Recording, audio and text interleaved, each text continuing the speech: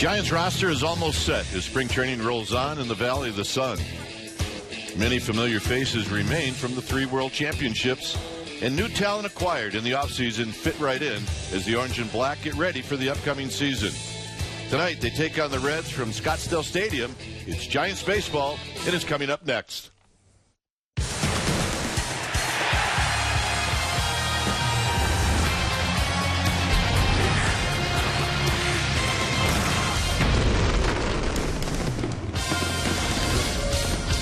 We are coming to you from the desert. We're at Scottsdale Stadium as we get ready for exhibition baseball.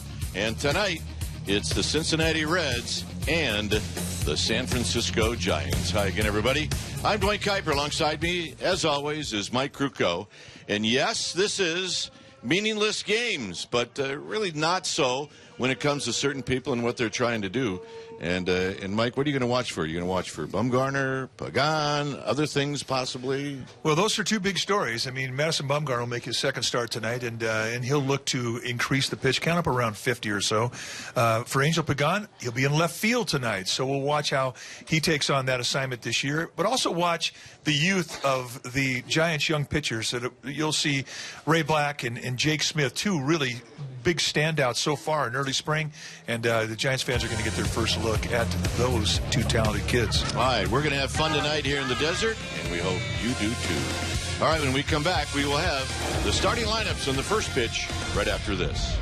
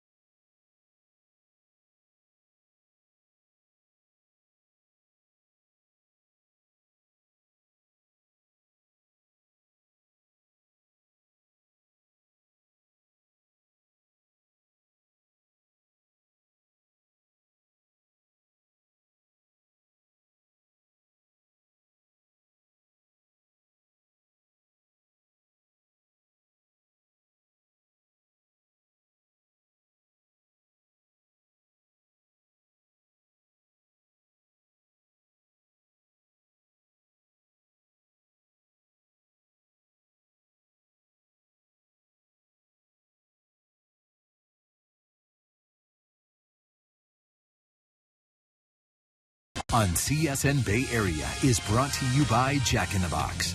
Taste the all-new Double Jack Burger today, only at Jack in the Box. And by Toyota, the full-line automaker with the longest-lasting vehicles in America. Toyota, let's go places. All right, back here at Scottsdale Stadium, the Giants have taken the field, so let's run down the Reds lineup against Madison Bumgarner. It'll be Jake Cave. He will be leading things off, followed by Eugenio Suarez.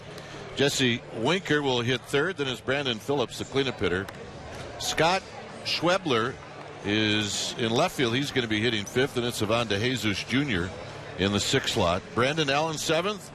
Philip Irvin will hit in the 8th spot, and then Ramon Cabrera will hit 9th. On the hill tonight for the Giants will be Madison Bumgarner. Bumgarner is 6th year at the big league level. 26 years of age. Yep, just 26. 6'5", 250-pounder. Last year, 18-9 with a 2.93 ERA. Another year of going over the 200-inning plateau, 218. And again, look at the strikeout-walk ratio. 234 strikeouts against 39 walks. And when you're facing Bumgarner, you're going to see a low 90s fastball with a good natural cut to it. He will enhance that cut. He'll throw a slider. He's got a curveball and a changeup. Tonight, you're going to see him work with a lot of fastballs and just try to establish the feel of both sides of the plate with the fastball. Let's take a look at the defense playing behind Madison Bumgarner. Starting in the Giants outfield from left to right, Angel Pagan making his debut this spring, and it's in left field. Gregor Blanco in center, Jared Parker in right field, Kelby Tomlinson, Grant Green on the left side of the infield, Joe Panik and Connor Gillespie on the right side, and Trevor Brown, a young catcher who really made some waves last year and really has gained a lot of early reputation in his career as a good framer. We'll watch that carefully tonight. Trevor Brown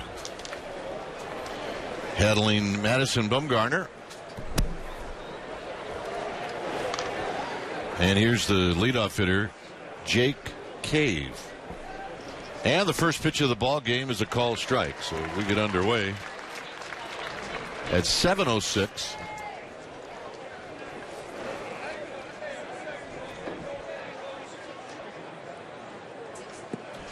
.66 very comfortable degrees here at the ballpark. And a big breaking ball misses, and it's Bumgarner right off the bat trying to find out where that pitch was, and Rob Drake throws up his hands just like Bumgarner does. So, hey, it's great to be back. I don't know if it's possible to cross up a guy with nobody on base, but it looked like Trevor Brown was crossed up on the breaking ball because he did not catch that right. If he catches it right, it's a strike.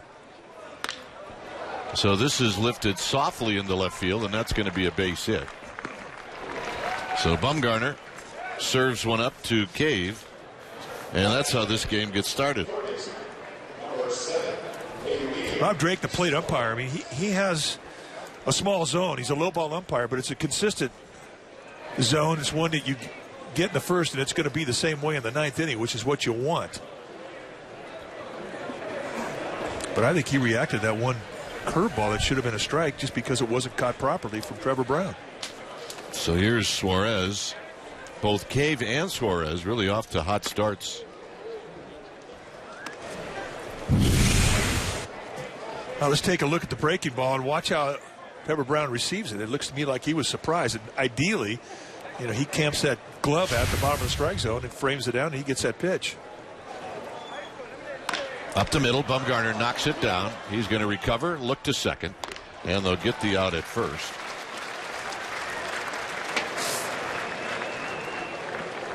So Cave down into scoring position, and that'll bring up Jesse Winker.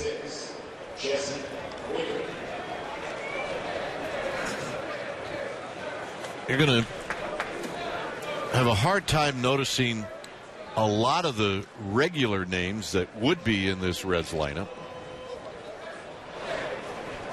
And that's what you're going to get for the most part in a lot of early spring training games.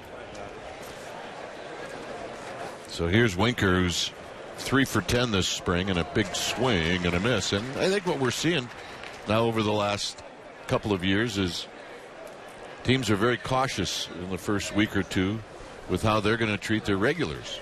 They're going to take time getting them back into the starting lineup.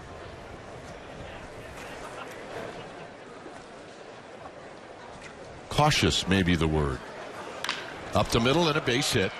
And that's going to drive in Cave. So Winker with the RBI single, and it's 1-0. Bumgarner getting that fastball up and out of the plate. And Winker, to his credit, not trying to do too much with it. Pretty disciplined bat. At back up the middle. Let's take a look at the location. Right at the belt, out of the plate. And if you're looking for mistakes, he just got one and took advantage of it. So here is one of the regular names, Brandon Phillips. Multiple times going to the All-Star game for Phillips. And really a staple in this Reds lineup. However, did, by all reports, have an opportunity to go to the Nationals and chose not to. There's a called strike.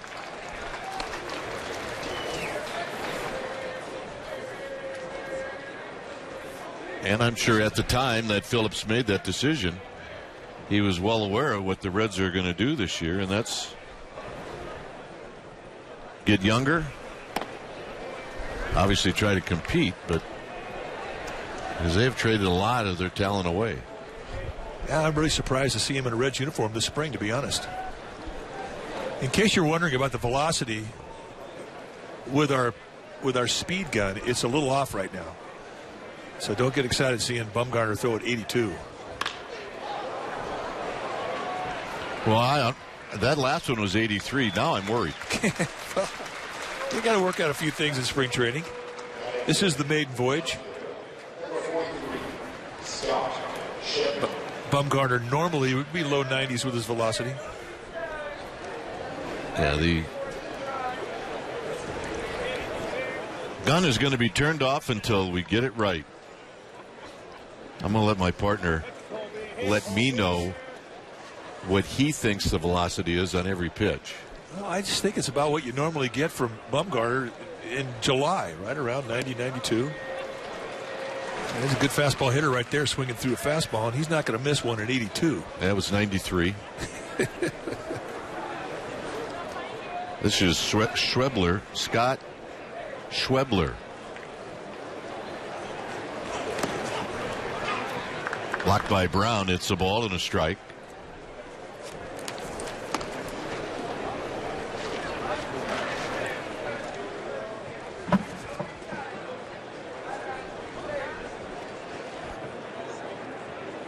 Schwebler, I believe. I believe I said Schwebler. Likes the ball middle of the way. He's got good gap power both sides of the field. Skied to right. If it comes down, it's going to be gone. So part of the hot spot of this ballpark is down the right field line, and Schwebler found it. I told you, Schwebler, dead pull hitter. But again, another mistake up from Bumgarner. We talk about the importance of finding that release point that allows you to control the knees. And right now, he's up, and that is right above the belt. And Schwebler, it's his second home run of the spring.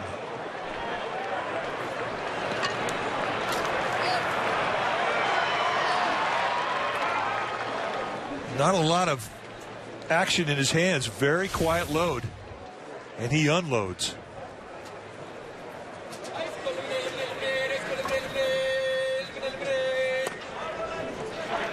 So here's Ivan DeJesus. And I like the call there by Trevor Brown, too, calling the curveball. Throw any pitch to get the ball down. If you're having problems getting the fastball down, throw a breaking ball. Here's a breaking ball for a strike. He said in his last start that he thought everything was working well except for his cutter. I think sliders and cutters are often the last thing to come. So DeJesus aboard.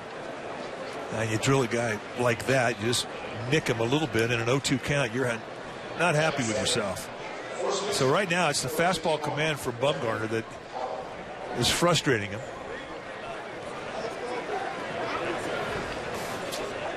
The new look, shorter hair. Yeah, the 2010 look. The beard is gone, although it looks like it's starting to make a little bit of a comeback.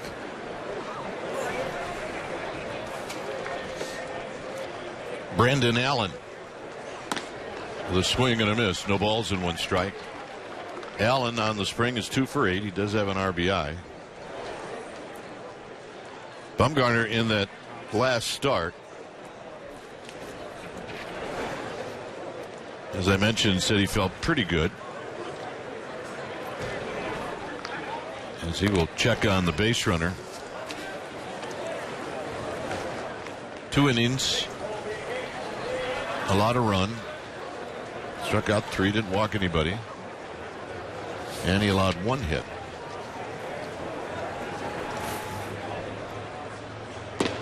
Good pitch, nothing in 2. Yeah, that's a good cutter right there. It always helps any breaking ball that you're going to throw. Well, any pitch for that matter, when you got a little anger behind it. Right now, he's got some anger behind everything he's throwing up there. And this next pitch will be number 20 in the inning. And that fastball gets away from him. It's 2-2. But, I mean, these are the things you work on in spring training. Being able to have location command with the fastball, as you see Dave Righetti looking on. Ball scoots away from Brown, and down to second base goes DeJesus.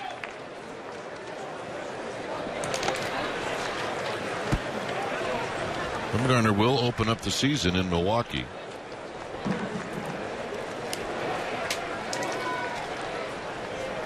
And that's just about a little less than a month from today.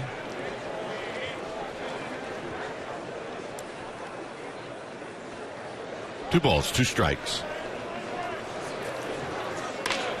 Hit on the ground to Joe Panik, and that'll end the inning.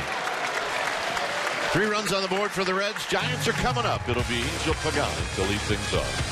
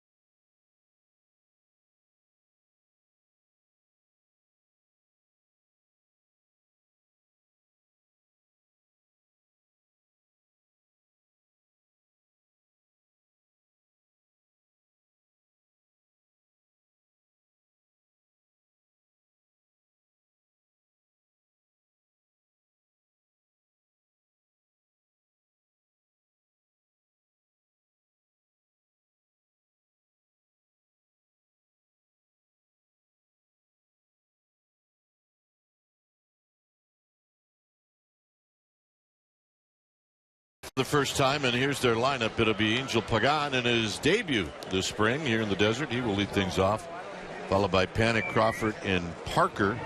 Gregor Blanco's going to hit 5th, and it's Kelby Tomlinson in the 6th spot. Former Giant Connor Gillespie back in the fold. He will hit 7th, and Brown, followed by Grant Green. Green will hit 9th. On the hill tonight for the Cincinnati Reds will be the 25-year-old right-hander Anthony DeSclafani, 6'1", 200-pounder in his second year at the big league level. As we did last year, 9-13 with a 4.05 ERA. 151 strikeouts against 55 walks and 185 innings, which gives you an idea what type of stuff he has. And he'll go low to mid-90s with the fastball. He'll 2 and 4 seam it. He can also pitch up in the strike zone and get a curveball, slider, and a changeup.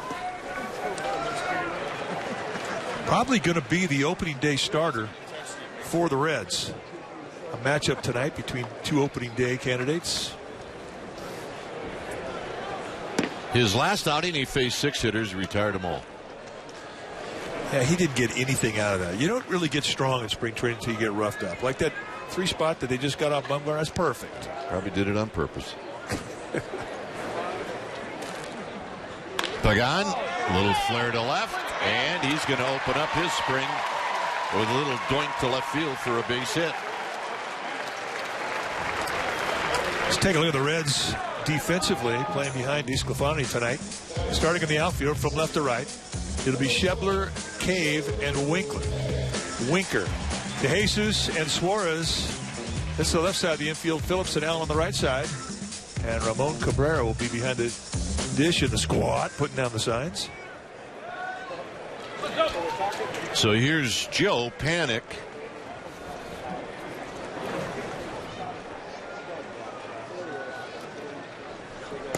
And Panik takes the first pitch down low. 0 for 9 this spring for Joe Panik. And right now, Joe Panik happy about one thing, and that's he's healthy. Giants lost Joe Panik for the last 2 months of the season. There's a pitch down low, 2 balls and no strikes.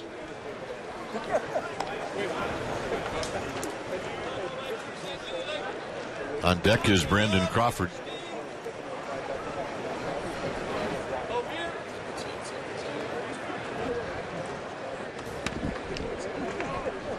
You know, when you have an injury like Panik had last year and you're a rookie, you've never been injured before, and it cost you the last 2 months of the season. On the ground and a base hit. Pagan's going to stop at second, so there's the first hit for Panik. And that'll bring up Brandon Crawford. Take a look at the fastball. It's set up in the outside corner at the knees. This thing goes right across the middle, and Panik covers that area so well, like most hitters. And the first hit of spring training. But last year, he thought his world was going to end. I mean, he didn't know this was all new territory, getting hurt, not being able to play through it. But so far this spring, he feels great. Here's Crawford. Crawford, his first hit of the spring yesterday, or make that on Sunday, a home run. And he takes wide, 1 ball and no strikes. He's getting real close to getting on the field and playing some defense. Took infield today. Passed that test with flying colors, and it may be as soon as tomorrow. 1 for 8 this spring. All his at-bats come as a designated hitter. It's 2 balls and no strikes. You see the fabulous season that he had last year. And for the longest time, that average was right around 280, 290.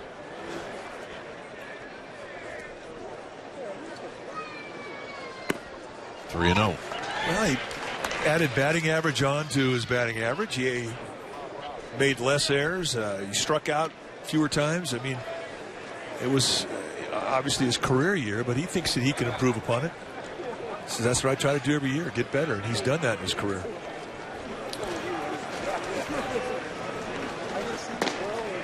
And the walk. And Desclafani wants to know where that pitch was. And the bases are loaded with nobody out for Jarrett Parker. Well, that's the type of ball that will test your composure as a pitcher, especially with a guy like Rob Drake, who's an umpire who has a reputation for calling those low strikes.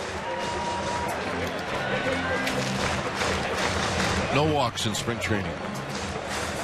You think there should be a rule saying no walks? Or just go with 3 balls and you get a walk and only get 2 strikes. Move things along. Let everybody get their work in. And a strike, and it's 0-1. Parker 4 for 12. He's got an RBI. He's got a couple of walks and 3 strikeouts.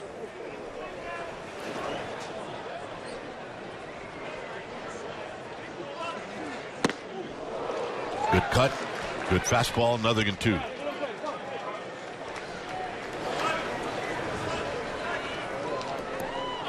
Gregor Blanco is on deck. Pagan, Panik, and Crawford are your base runners.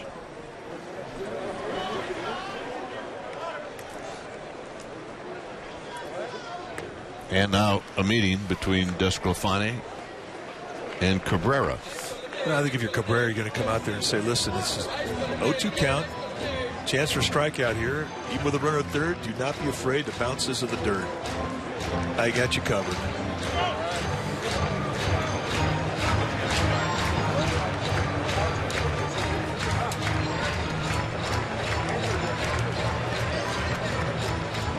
That's one of the hardest things for any hitter in spring training is to stay in the strike zone. Every hitting coach is telling hitters this time of year, get a good pitch to hit. Not an easy thing to do. And there's the pitch Mike's talking about. 1-2. I always liked it when a catcher came out there and told you that. I mean, it definitely got you thinking about down, putting the ball in the dirt. You didn't hang them. But if you're the catcher and you say you're going to block it, you better block it. Yeah, you better do it. Absolutely. 1-2.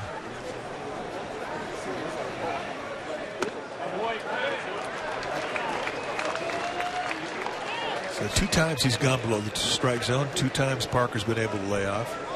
Was that always hard for you to lay off early in spring? Yeah, you're just anxious. You want to get your at-bats over quickly. And a full count. So now DeSclafani has gone as far as he can go. And Parker, you would think, is going to get a challenge here.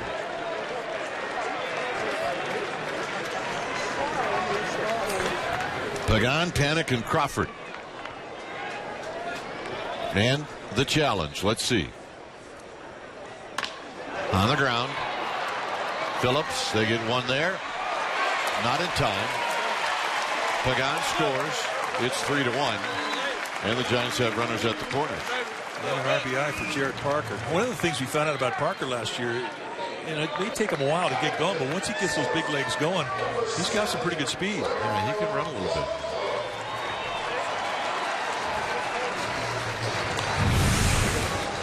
Watch him get out of the box. Guys who have power, it takes a while to get unwound from a swing, but it's 4.2 speed with a big cut. And he gets himself an RBI. RBI. That's what you're yelling down the line. RBI, RBI, RBI, RBI. Here's Blanco. Blanco 2 for 9 this spring. Those are his numbers from last year. Played a lot last year.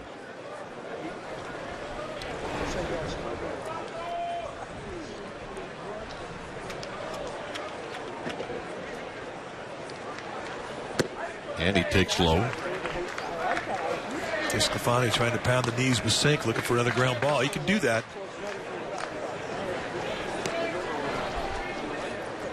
Reds think his record of last year should have been a lot better than it actually was.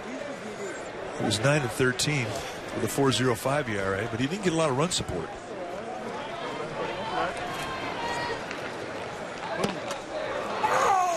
And on the backswing, Cabrera got clipped, or at least it looked like that. I think he got a piece of it. It's moments like this, so you're glad you have the hockey-style helmet on. Maybe just a clip right around the eyebrow. Maybe got a piece of his glove, too.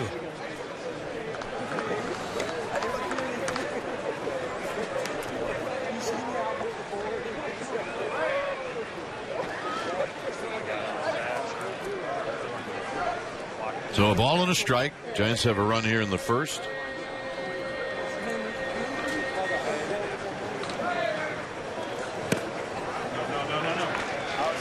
Well, that's the pitch DeSclafani wants these left-handed hitters to swing at.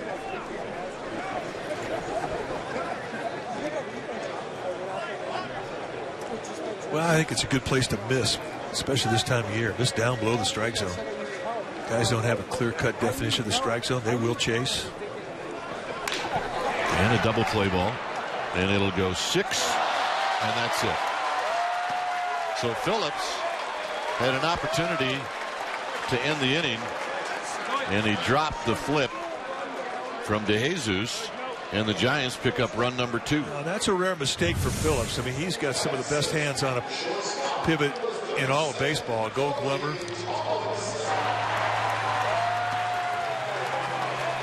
Throw a little high, but not enough really to bother him. Shouldn't. And watch the exchange. Just a little bobble, and Giants get another run. Thank you very much. So here's Tomlinson. Blanco now with good speed at first. And Tomlinson cannot hold up, and it's no balls and 1 strike.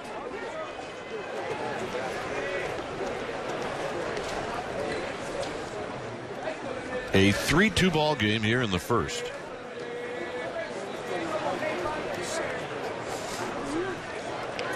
Blanco with a good lead.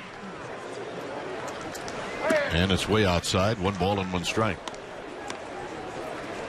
So like Bumgarner,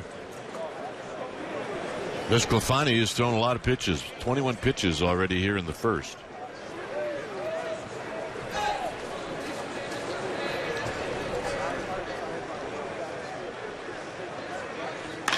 Down the right field line. And right there is Winker, and that's going to end the inning. Giants score 2. Second inning coming up.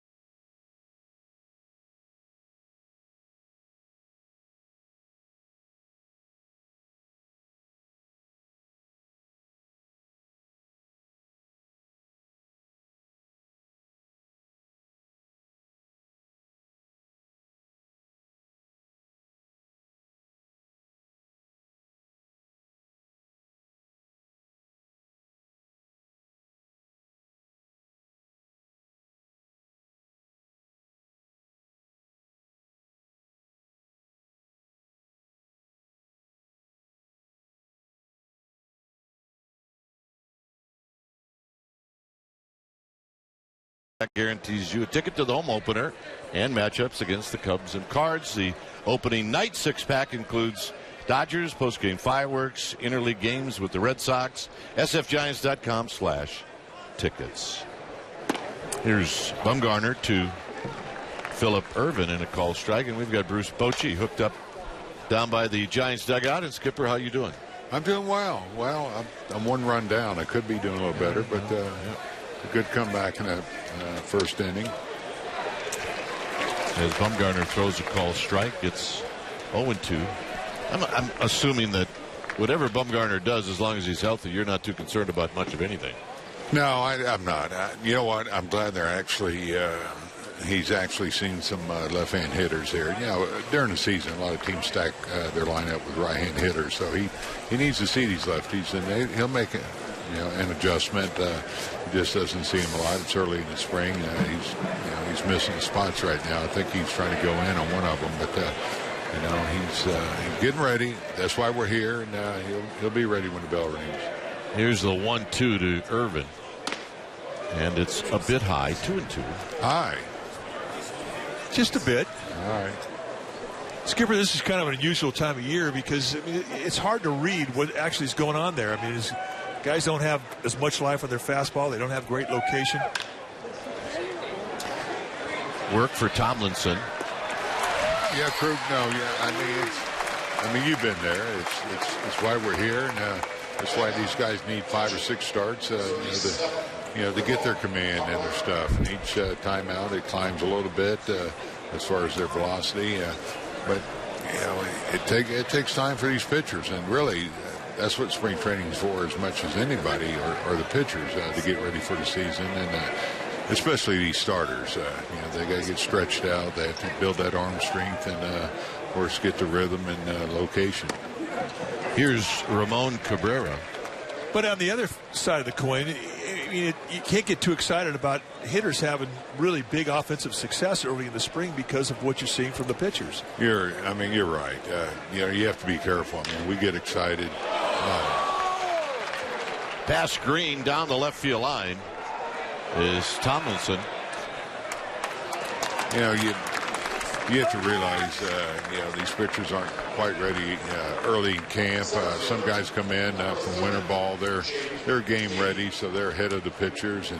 And we've seen a lot of hitters early in the camp. I mean, they just tear it up. So you get excited and you think they're going to make the team. But that's why you have to go on track record. And then as the spring goes, you watch them. And once the pitchers start finding their game, you see how they're reacting to that good slider or sinker, the better stuff.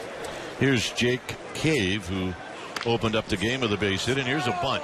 And this is going to be a tough play and a nice play, and Cave is retired. A nice play from a guy that hasn't got a lot of first base experience.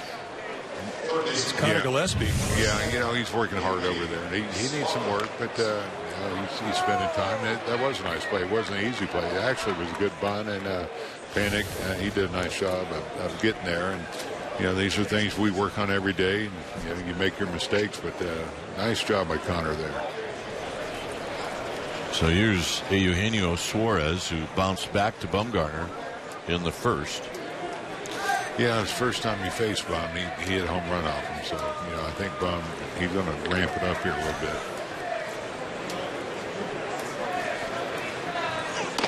Well, look, you move Connor Gillespie around, and it's your job and your staff's job to determine if he can play that position, right? Yeah, we have a couple spots open, Kipe.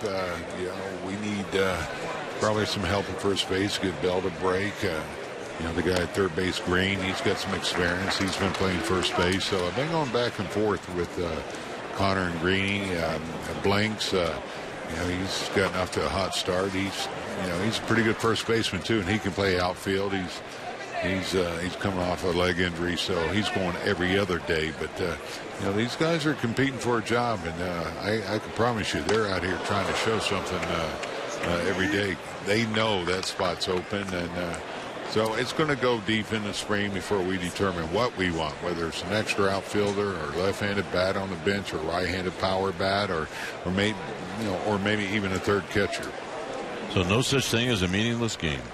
No, not for those guys. And I've been there. I mean, they're playing like they think every game counts or every at bat, and and that's a good thing. I think competition, brings out the best in these guys, and and the guys I'm talking about, they have experience, so they can handle this.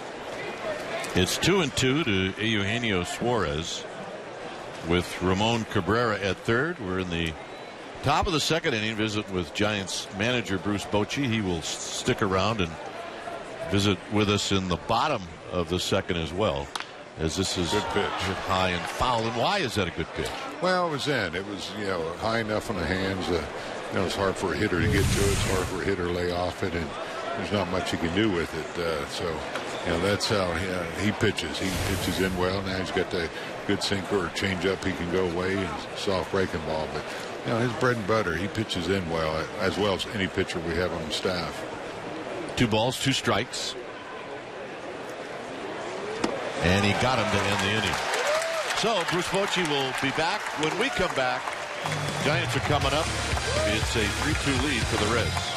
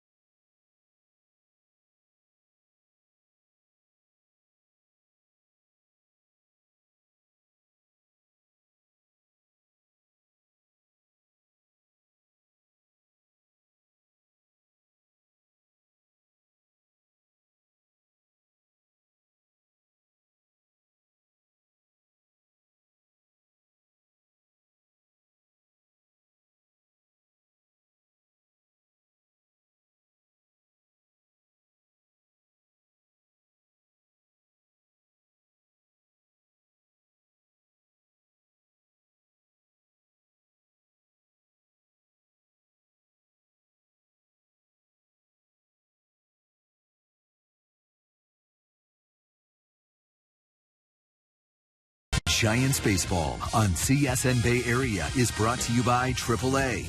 Get an insurance quote from AAA by March 31st, and you'll get a free carry-all tote. Restrictions apply. Go to AAA branch for details.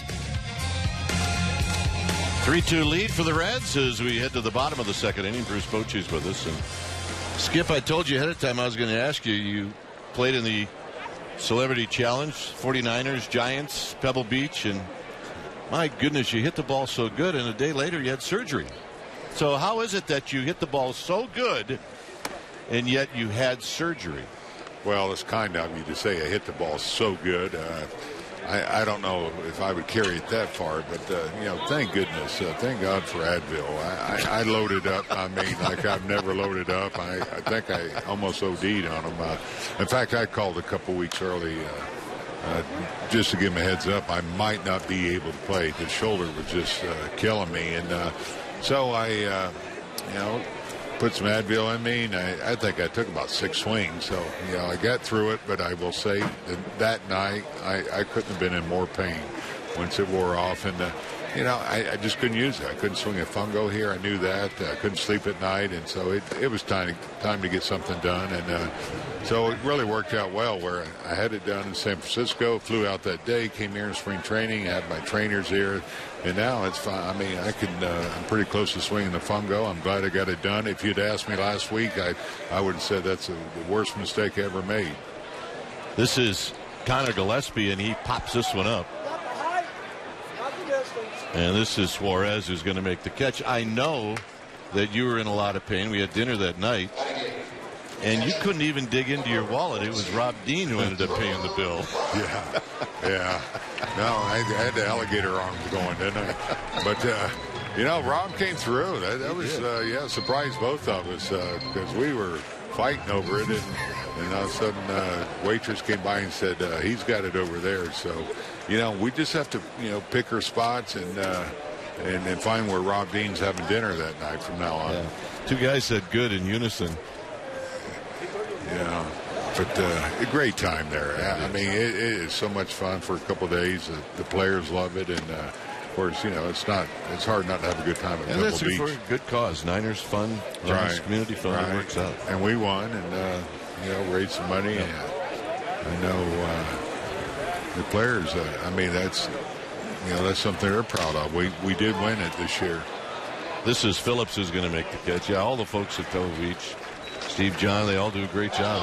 And they couldn't be more gracious to all of us. Well, Sue Peterson puts a lot of pressure on us, with the junior Giants and Giants Community Fund. I mean, she was right there watching every shot, so we felt it.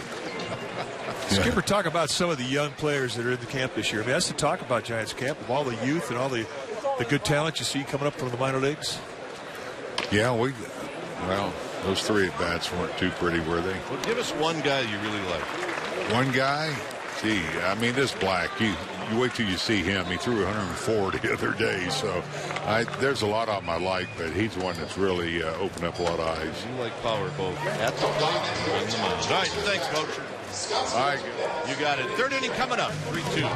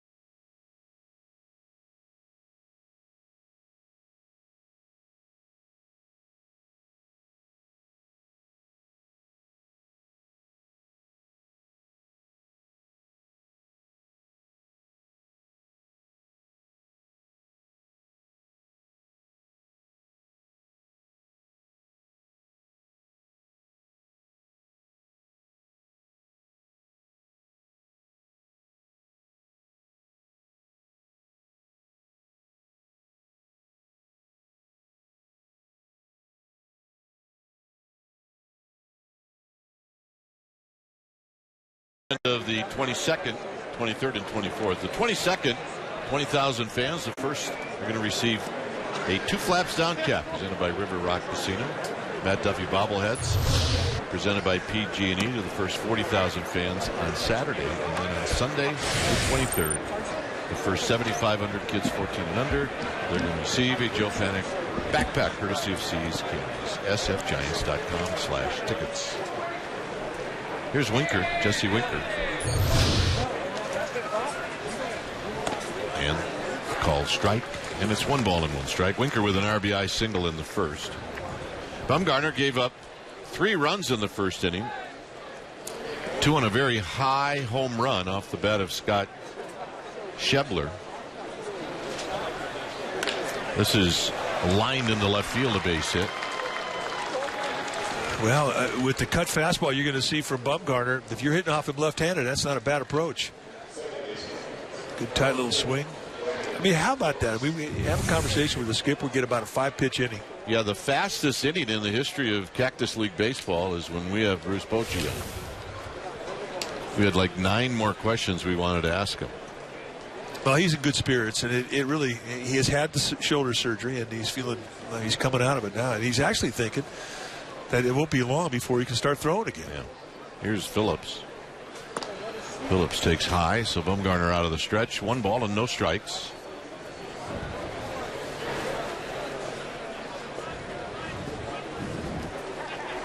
If an old ball player can get back to throwing, all is good with the world. Absolutely. Phillips takes a strike as that hits the outside corner. It's 1 ball and 1 strike.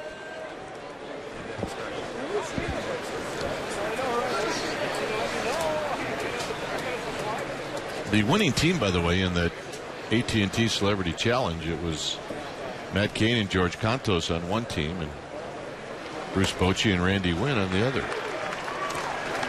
Good knee-high fastball right there. That's been the best location fastball he's throwing tonight, away from a right-handed hitter. I mean, he pounded that knee-high location. So he is starting to make some adjustments. One of the things you talk about, too, when you come out the field between innings with your pitching coach, especially in spring training. Foul, look out. And with Bumgarner, who'd been missing pitches up, now all of a sudden he's got the ball down around the knees. That's the first time he's been able to do that tonight. And that's one of the hardest things to do early in the year, is make adjustments. Usually the release point you relieve the bullpen with, you're pretty much stuck with it. As you gather more strength and more control you release, then you can start to adjust your sights down, in, out. But early on, it's not that easy. Plus, the other thing, too, you know, you throw on the side, bullpens, throw batting practice, there's nobody in the stands. You get people in the stands, you're facing a uniform that isn't yours, and all of a sudden you get the other element, and that's adrenaline, and that can alter everything. Here's the 2-2 pitch. Swinging a shot foul down the right field line and out of play. Whew, good play. It's a player. Hey, babe. Rawlings, man. Hand it over. Let's go. That's it. Don't gloat. Hand it over. She's waiting patiently. Yeah, it's spring training for everybody. Yep.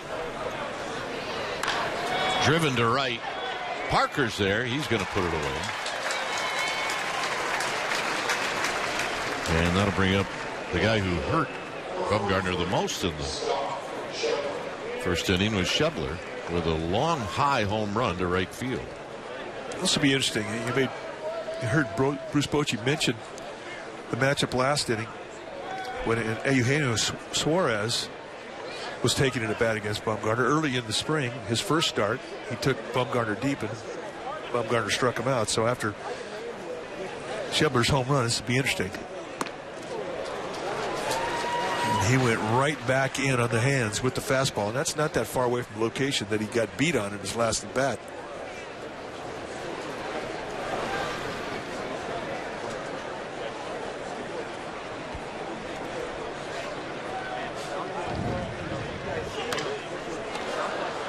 And he comes back with another, but this was the home run. Set an outside target. This was up, middle in, right over the plate. Above the belt. See ya. Yeah, I think Bumgarner originally thought that ball was probably going to stay in the park. San Francisco, that's a big league hang with him, is what that is. OUT. However, in Cincinnati, never know. It's 20 rows up the bleachers.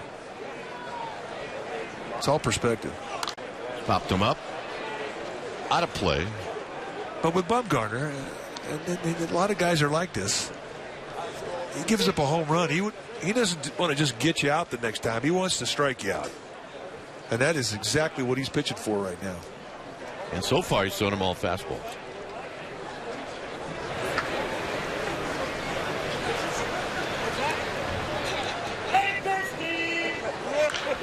Out of play. Schebler not happy. That was an 0-2 mistake, and he missed it.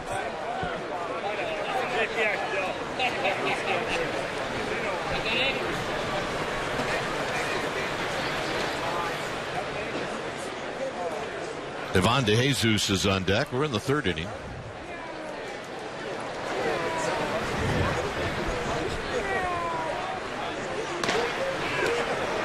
One and two. Better pitch.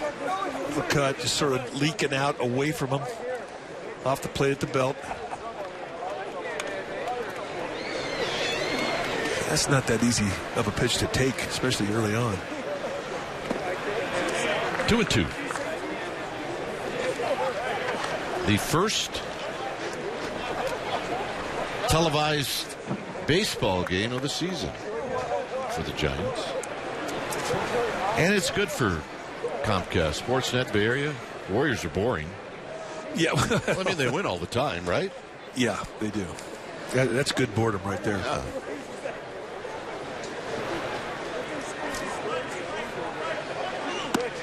And if you say they win all the time, it sounds like an exaggeration, but at home, they do win all the time. Literally. And by the way, congratulations.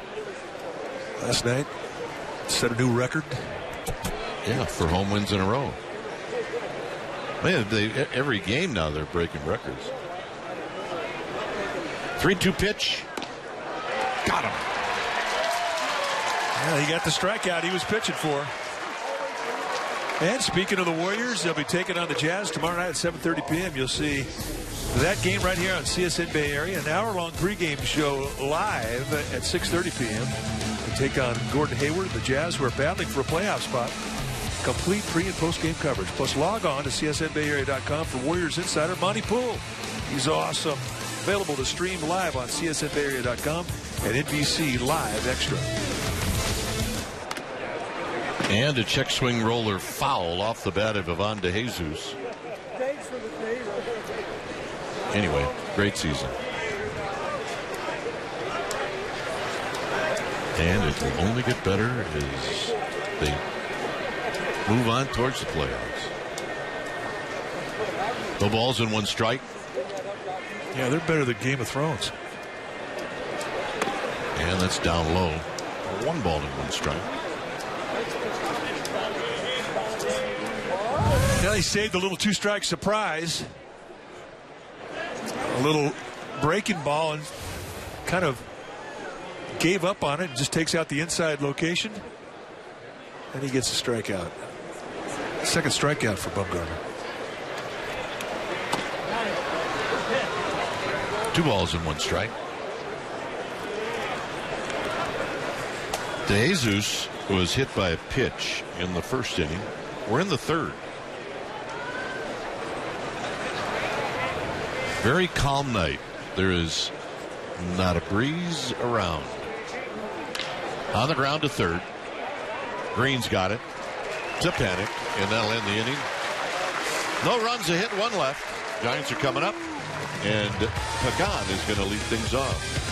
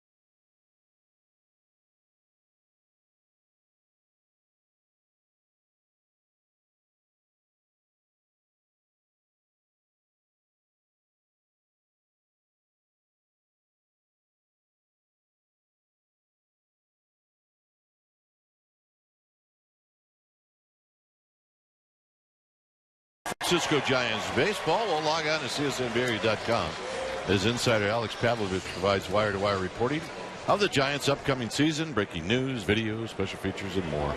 Only on csnbarea.com. Alex in the middle. John Shea on your left, Andrew Baggerly on the right. What was the show? Celebrity Squares? Celebrity Square. That's what it looked like. Paul Lynde. Alex Pavlovich. Hollywood Squares. Hollywood Squares. Peter Marshall. Alex in the middle for the block.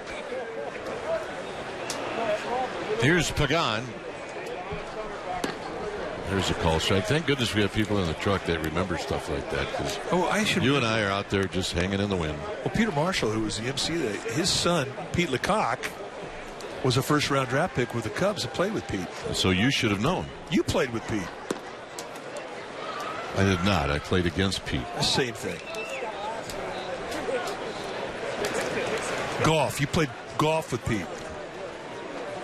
I watched Pete play golf. You watched Pete play golf. Up high to Pagan, who opened up the first inning with a base hit. From this point on, I'm going to agree with everything you say for the rest of the year. Yeah, you have to everything off here, I got to tell you.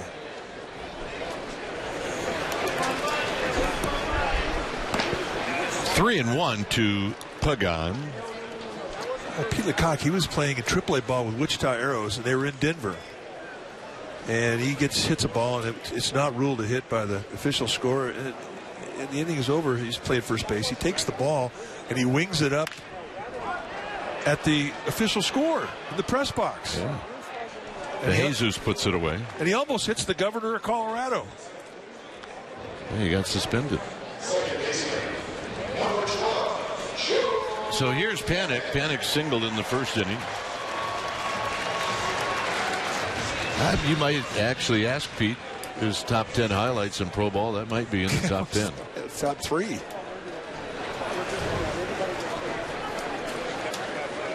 I think he would have pulled it off if he didn't come close to hitting the governor. I can't tell you, there are a few times I wanted to do it.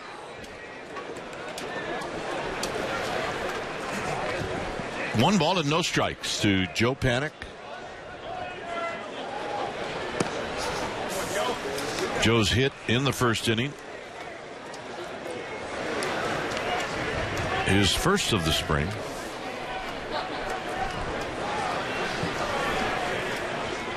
Joe, an all-star last year.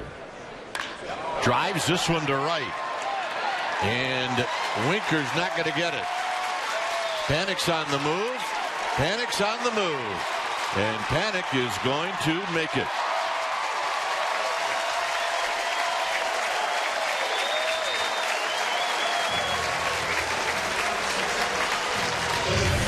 Well, what do you say make it our Togo's big play the Togo's way? Giants love their triples, a three-bagger. And if you watch the relay from Brandon Phillips, the all-star second baseman for the Reds, I think he throws the best slider we've seen all spring. But a nice compact approach, which is what he does. And right about now, he's thinking 3 bags. Do I really want to go to third? And here he goes. Here's Crawford infield at halfway. And Crawford gets one underneath his hands and a big swing and a miss. That ate him up.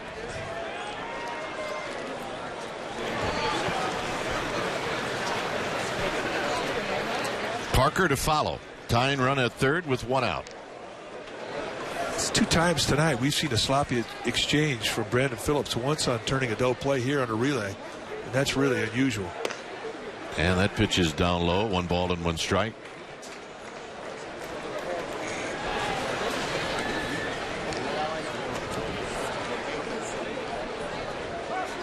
Outfield straightaway for Brandon Crawford. The kid out of Foothill High School in Pleasanton. And the 1-1 is outside. 2 balls and 1 strike. A dad for the 3rd time this offseason. And I think I saw the Crawford family. They're like right below us, like 2 feet away from us. 2 balls and 1 strike. Fouled out of play, 2-2. That's why Jalen here. 2 girls, and they finally have a boy. Braxton. Yeah, I'm looking at him right now. How they doing down there? How's that little guy? Oh, he looks like Dad. Oh, you having candy?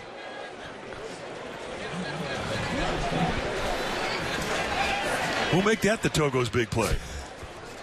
2-2 pitch. Swing and a miss. Big strikeout, and here's Parker. Yeah, that's the situation. You want to pitch for a strikeout if you're a pitcher.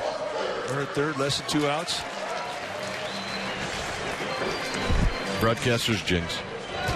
You don't visit with the family while the dad's hitting. It's spring training. I kind of liked it.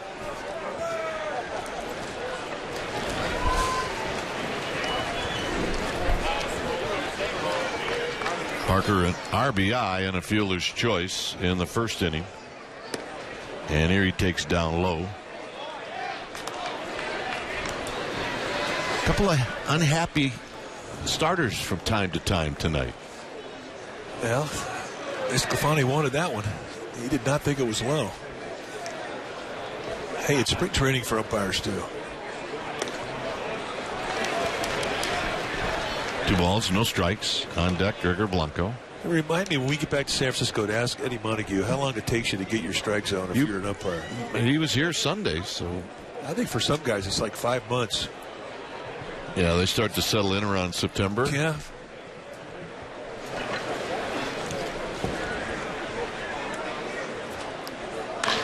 Driven to right center field, and nobody's going to get it, and it is gone.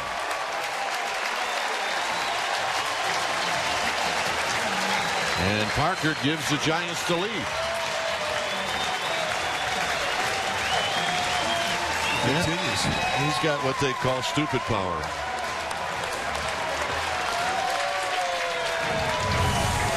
Well, they set up in the outside corner. This thing goes right to the glove, and he was looking for it.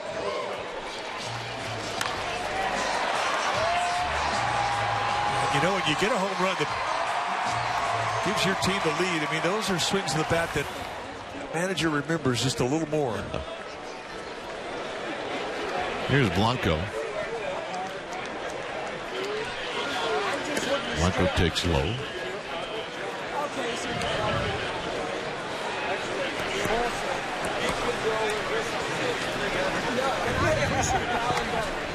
Kelby Tomlinson is on deck. And that's fouled at the plate. That may have gotten a bit of Cabrera. 1 ball and 1 strike. You know, we talked about Angel Pagan making his first start tonight of the spring. He said left field. And you're going to start to see more and more of the Giants veterans coming back. Maybe tomorrow or the next day, and Brandon Crawford's going to make his start defensively. Bernard Span not that far off. Hunter Pence not that far off. So Dave Greshner and the medical staff working their magic, getting these guys ready. But this is something that they talked about prior to spring training. They were not going to rush these guys. They were going to take their time to get them in and on the field because spring training really is so long. They don't want to burn these guys out.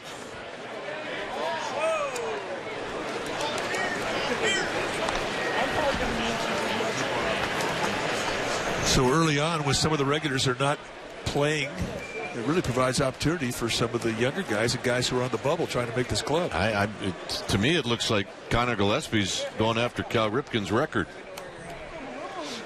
Well, that's what you want if you're trying to win a job. You want at-bats, you want opportunities. He's been getting it. He's been doing a good job. Kyle Blanks, another guy who has a chance to make this club, having a good spring. Day off today, but he's making some noise. Mac Williamson making some noise. Really his first shot at big league camp where he's getting some quality playing time. We're watching Jared Parker tonight. Oh, come on. Home run. Come on, Mom. Oh, so Mom's going to close. help him out. There we go. All is right with the world. On the ground, foul. Blanco looks at his bat to see if it's okay.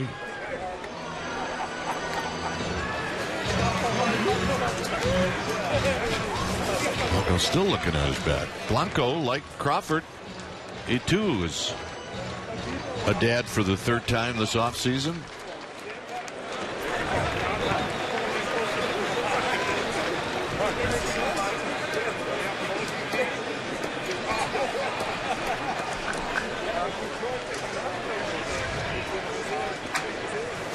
Swing and a miss, and that'll end the inning. Giants take the lead on the home run by Jarrett Parker. And when it leaves the yard, like this one did, it's bye-bye, baby. Fourth inning coming up. 4-3 Giants.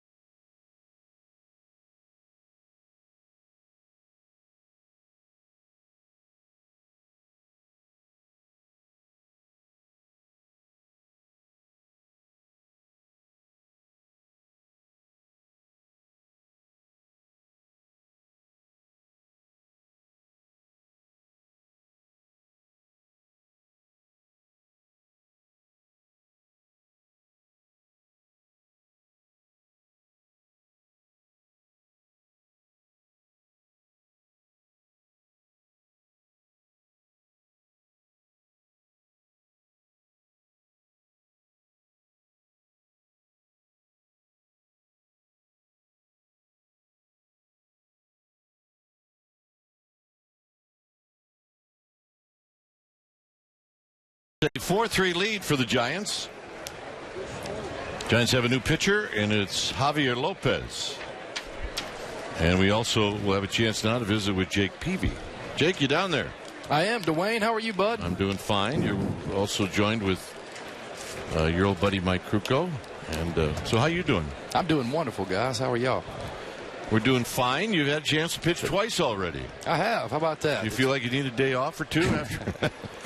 I was a little bit sore today, but no, it's always fun to get back out there and get those jitters out of the way. And I don't care. People said jitters. First time you get back out there, it's always fun in front of people. And mine didn't go too well. We got cutoffs and relays out of the way that first time. Well, that's all right. This one's hit a mile. Blanco is way out there. And this was off the center field wall, and stopping at second is Allen. You said that you were a little sore. Is spring training sore different than season sore? It is, because you're building your body and you're getting your body used to what it's going to go through. So yeah, you push the body a little bit each time out and ask it to do a little more. Yesterday, the fastball command was a little bit better, so we threw some more breaking balls and changeups. And that puts a little bit different stress on the arm and just gets it sore in some places that you hadn't been in quite some time. So spring training sore is a little bit different, but being sore is being sore. That sound familiar? Well, yeah, but good soreness that's so much better than bad soreness. That's it. That's you need to make sure you're sore in the right spots, and we are, and that's a fun thought to have, because last year at this time it certainly wasn't the case. It was not, and you were free and easy. And but you try to establish your fastball early on in spring, but you talked today about breaking balls and the importance of them. Everybody's talking about how good the slider was yesterday. That's exciting to hear, because really it was the first time that I'd thrown it and used it. Get there. And this one is going to be cut off by Pagan, and coming in to score is Allen. So a double and a single, and it's a 4-4 ball game. Yeah, but no, thanks, Krug. I appreciate it, and it's something that we're working on. Going to try to do a better job of being able to to have a 2-strike breaking ball that are really a put-away pitch with some depth on it so we can bounce that ball to plate. You know, I'm only guessing, Jake, and you can correct me if I'm wrong. You had a rough outing the first time, and now a trip to Surprise. It's not a short trip. Buster Posey goes on the trip, and I'm wondering if he did it because he wanted to help you through your second start. Well, you know, I just got done talking about this to Hunter Pence and Carl in the weight room and telling them how special Buster truly is and how much of a difference it made him going out there. And there's no doubt in my mind he went out there knowing that I was healthy and feeling good just to get me through it and us to work on stuff. Buster truly understands that when he goes out there and makes me better, he makes the San Francisco Giants better. When you have your leader and your guy care that much, not just about himself but about his teammates, it's truly special, and that's just one of the many reasons that Buster's so great. Yeah. Well, you're right. He cares, and so do you. And you're proving it this weekend with the Hero Jam. And tell us about the concert that's going to happen March 13th in Livewire, Arizona. And Jake Peavy and friends, tell us about it. Yeah, we're excited. You know, look, I love music. I think that's well documented at this point in time.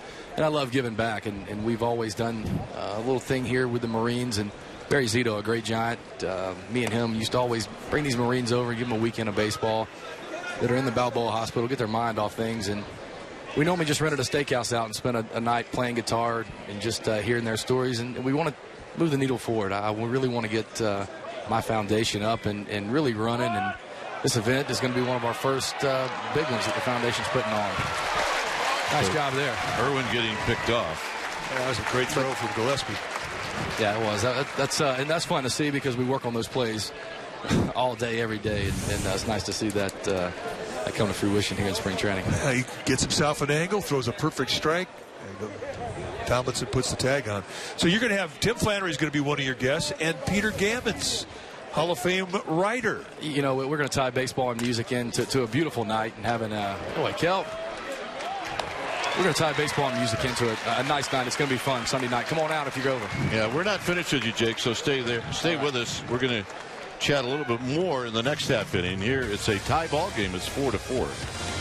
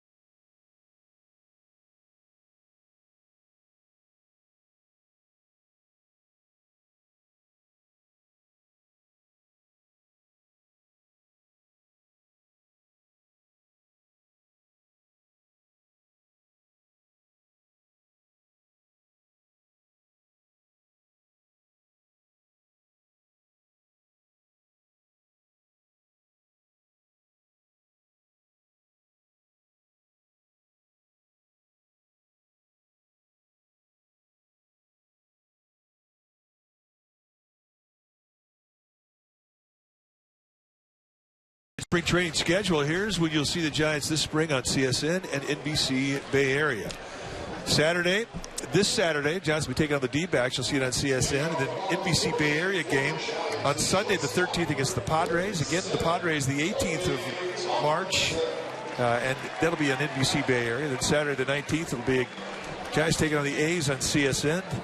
Monday the 28th, the Giants against the Diamondbacks.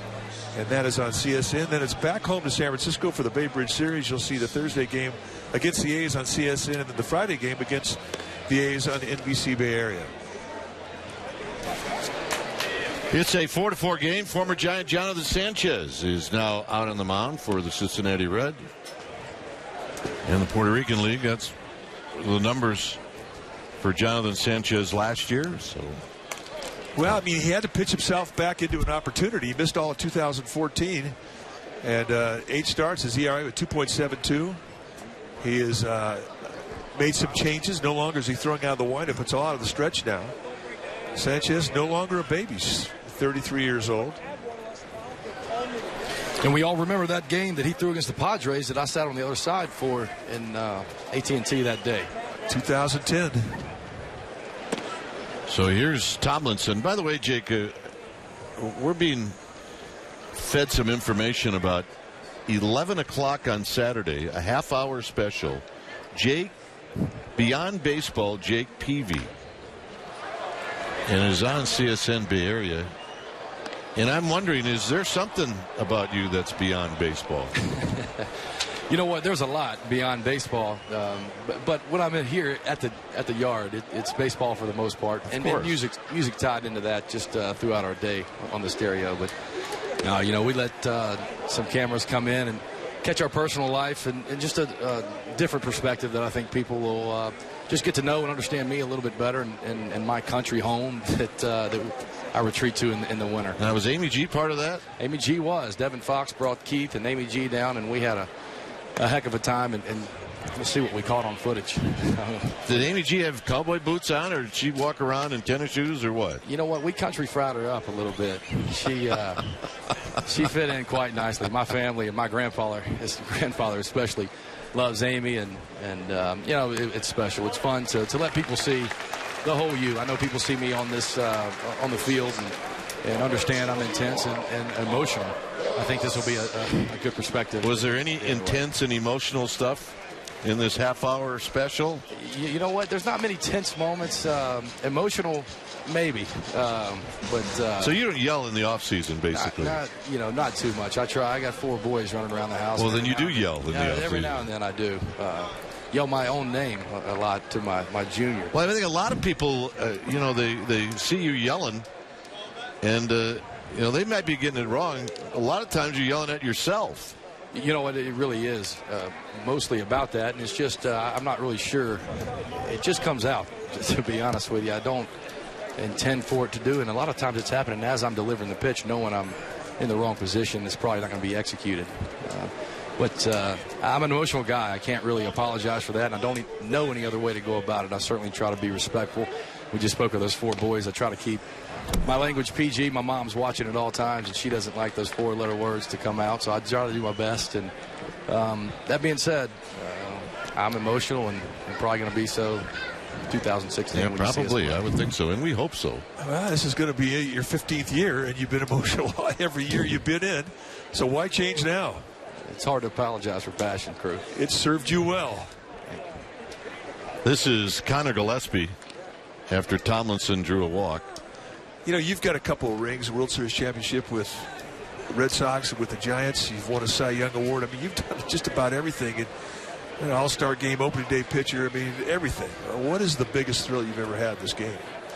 You know, the biggest thrill is just being here every day and getting to put this uniform on. It's such a privilege, and the more you stay in the game, the more you realize that. Having the players, alumni come in association and talk to us today and said, you're going to be a former player a lot longer than you'll be a player, and you guys both know that. And the perspective that even this meeting gave me to just how proud and thankful I was to come put our uniform on today and be a big league ball player, to play in the great cities I played in, to now be with Boch and a great family in San Francisco with great expectations.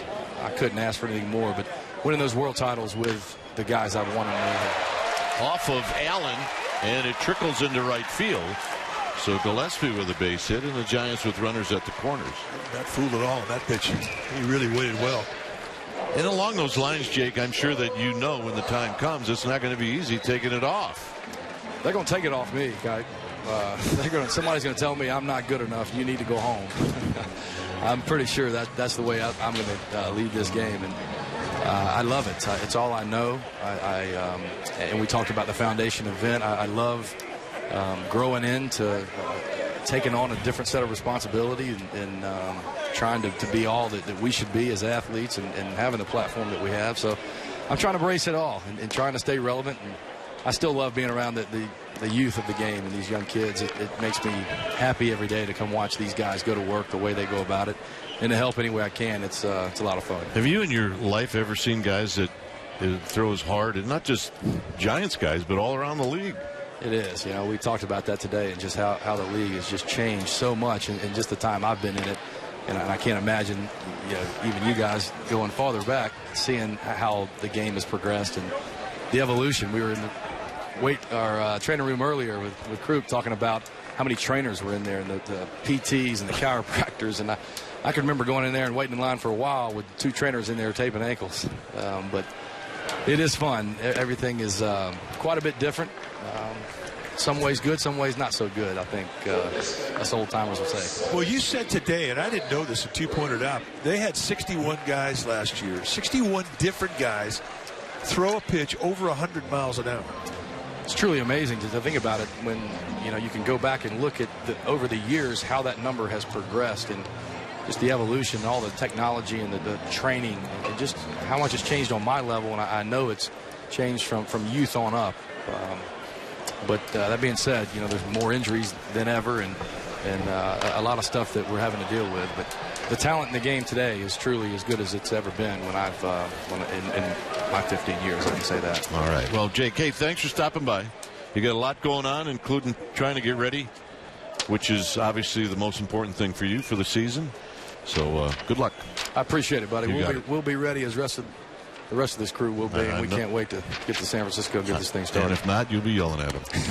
Thanks, guys. I appreciate it. In a good way. All right, that's Jake Peavy. As Trevor Brown is battling, Actually, Trevor Brown is not battling. Is there an out? I believe there is. And this is Grant Green. So Brown struck out. He did? Yeah. I was into Jake. Yeah, I was into Jake. This is skied to right.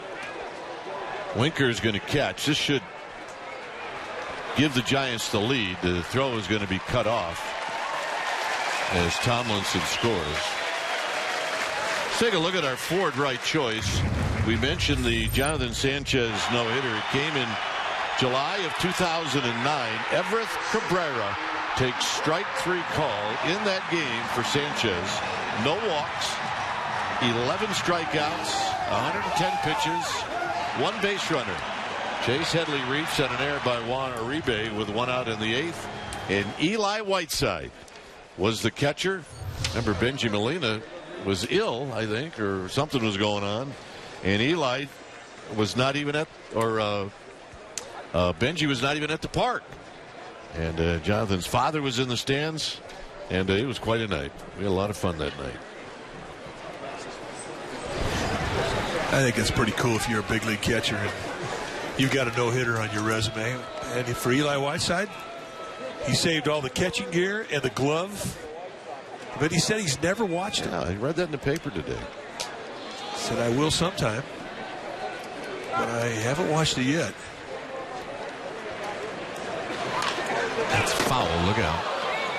Might have hit a camera down the right field line. I think it did. The abandoned camera got dinged. Yep, everybody's good, except for the camera guy. Fell down the stairs. Snap throw, and diving back in is Connor Gillespie. Giants with a 5-4 lead here in the 4th inning. Nice to have Jake Peavy stop by.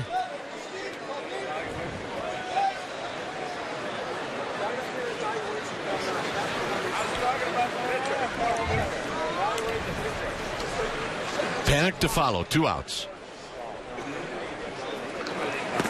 You know, you have to have a couple of energy guys on your club. You just do. And for the Giants, I mean, he's that guy. I mean, he was that guy with the Red Sox. He was that guy with the White Sox. He was that guy when he came up with the Padres. When Bruce Bochy was his manager that brought him into the big leagues. But he lights the room up, no doubt. Pretty good pitch. 3 balls and 1 strike. He's not shy. No, and he really is a very polished musician. I mean, he can sing. He had a good voice.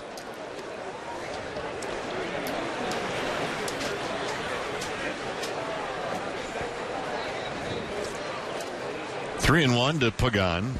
Pagan singled in the first.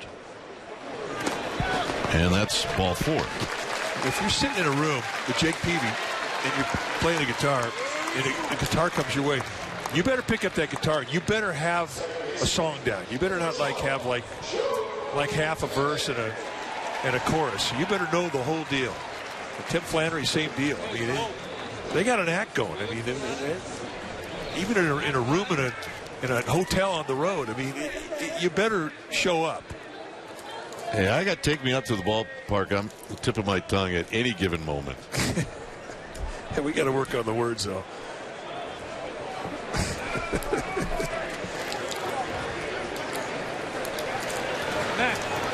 Here's Panik, who tripled in his last at bat, as he takes one up and in. One of the problems for Jonathan Sanchez, there was the good Jonathan Sanchez and the bad. And the bad Jonathan Sanchez was a guy that walked a lot of people. Just couldn't find any command at all. And he's shown a little bit of that today. Well, that's what he's going to have to show to win a job, that he has conquered those command problems. High and deep to right, and foul. That is a loud strike.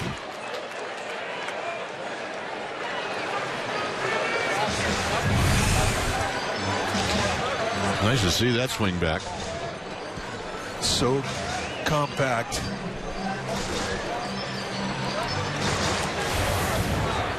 I mean, that's what his strength is. I mean, he covers the strike zone well, and he knows the strike zone. It's not often that you see him go out of the strike zone.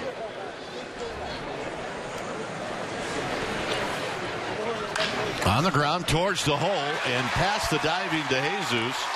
And here comes Connor Gillespie. The throw to third. Got him.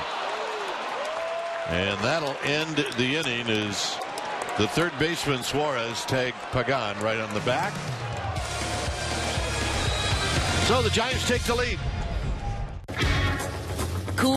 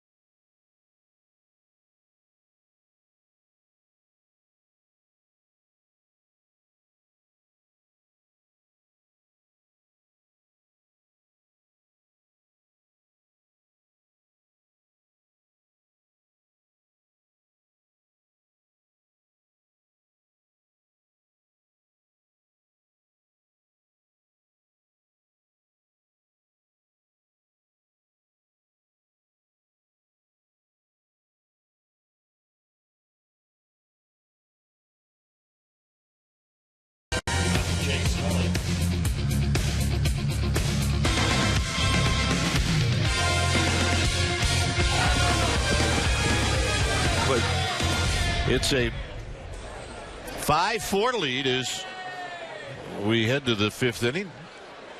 As the new pitcher is Chris Heston. And we got Javier Lopez down in the Giants dugout. Hey, Javi. How are you? And the first pitch to Suarez is a ball down low. 1 ball and no strikes.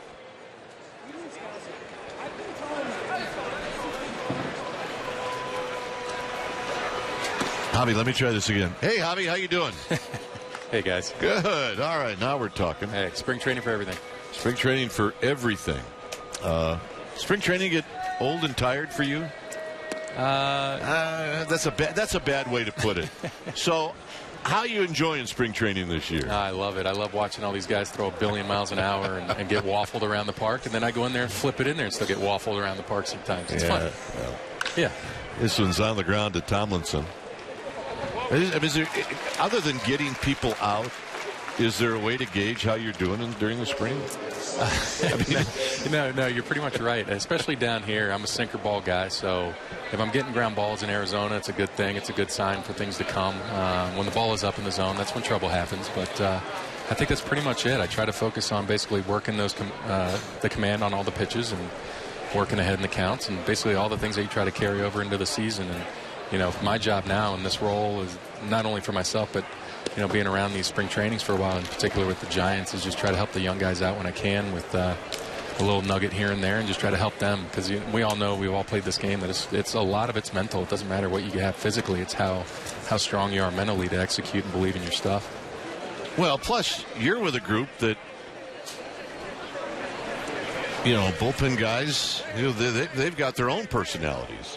They do. And John, we were doing radio the other day, and John reminded everybody that your major in college, psychology, true? Oh, yeah. I mean, that's it. So is that perfect for being down in the bullpen with all these personalities? It works now. It didn't work when I first started playing ball, I tell you that. I was more of a in my own dome kind of guy than anybody, but it's paid its dividends now. And, I try to impart that wisdom when I can. We got a lot of young, talented guys that showed themselves in the big league level last year, in Strickland and Osich and Broadway and Guerin, and I'm sure I'm missing people, but we have a lot of young guys that are in AA and AAA that have, they've been blessed with the arms. So it's an exciting time for Giants, and I think it's probably the depth in the organization right now.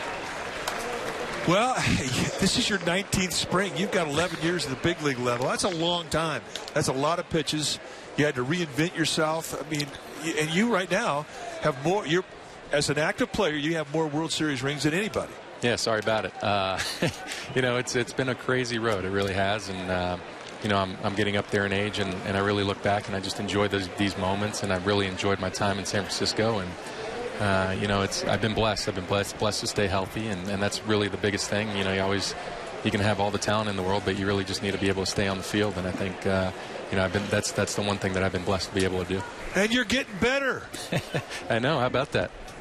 Got to mix it in. That's not supposed to happen. Last year, you dropped the changeup on us that we hadn't seen in 5 or 6 years, and you used it a lot during the season. What are you working on this year that's new? It's kind of more the same thing. I'm, it may not obviously come to fruition, but I have to prepare that I can throw for those late innings and get complete innings out there, and I need to be able to build off of what I did last year with the righties, being able to work in that changeup. They used to be my second best pitch in the big leagues, and when my job became more specialized, I kind of put it in my back pocket and forgot about it. And so that's one of those I'm starting to bust back out there again. And, I got to start working on the location, and that's important to me. I'm not a guy that's going to be able to reach back and throw it by you. So, down in the zone is really where I make my money, and that's where I'm trying to focus on. And that's basically been the goal every time. And obviously the mental thing needs to get worked on a little bit. And, that's what I use spring training for, is get back in those positive affirmations and things that I tell myself when I'm out there pitching, and just focus on getting outs.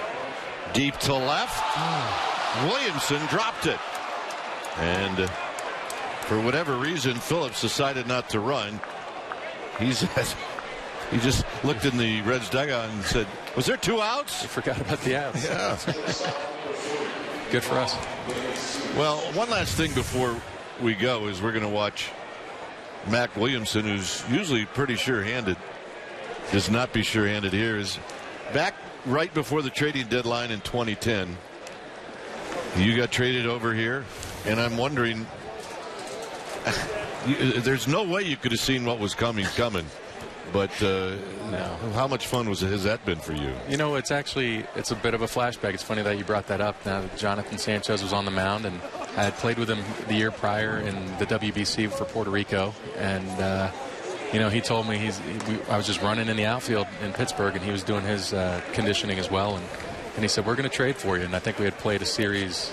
The Giants had come, I think it was probably, I want to say it was June maybe, And he's like, we're going to trade for you. We need a lefty like you. And I'm like, nah, I don't think so. I think you guys are doing just fine. And, you know, battling with the Padres at the time. And then sure enough, it came to fruition. And, you know, it was a special time. And it's great to see these guys when they're out there. You know, everybody, regardless of what uniform they're wearing, you know, you root for the guys that help you win the first one in the Bay. And you know, we're pulling for Jonathan. I know I am. And, you know, the way that this has kind of just evolved and being able to play for a Hall of Fame manager, not many people have that opportunity, and I'm living in that right now. And you know, these are special times to be a Giants fan, and you know, obviously the offseason acquisitions, there's a lot of hype and a lot of people are excited about what the year is going to bring, and I know I'm one of those that's excited for 2016. All right, thanks, Javi.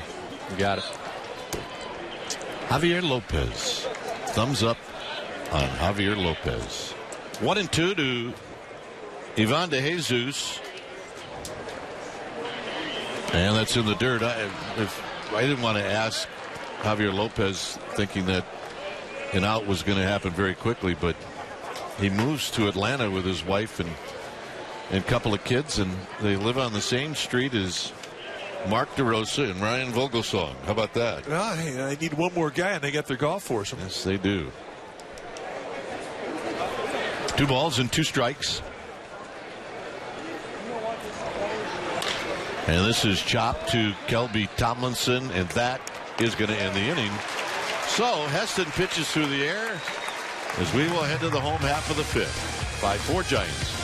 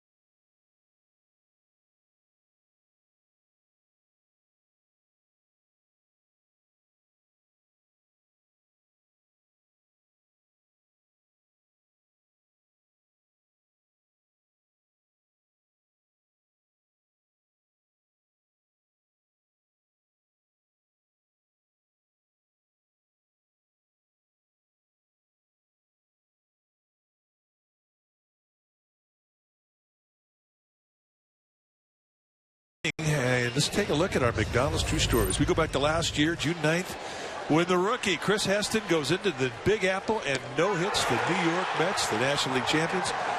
No walks. He hit 3 guys that night, struck out in 11, and he did it all in 110 pitches. And that is our McDonald's True Stories. What a night that was. And to do it in New York. So here's Sanchez to Crawford, and a big curveball misses. 1 ball and no strikes. I asked Chris Heston, did you get a chance to watch that game in the offseason? He says, yeah, I did. What a thrill. Be nice to have in your library for the rest of your life.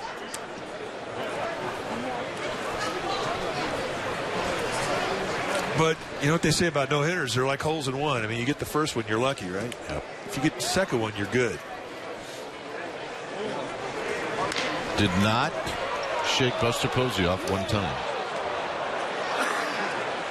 There's 3 places if you're a Giants pitcher you want to throw a no-hitter. AT&T Park, yeah. Dodger Stadium, and in New York. Yeah. And St. Louis. Well, that would be 4. Yeah, well, St. Louis. Well, you already have one, huh? On the ground sharply to Allen. Remember the inning, the 4th, where Pagan was tagged out at third, and we at the time said that the run had scored. Well, we're taking the run off the scoreboard. Pagan was out, and then Connor Gillespie,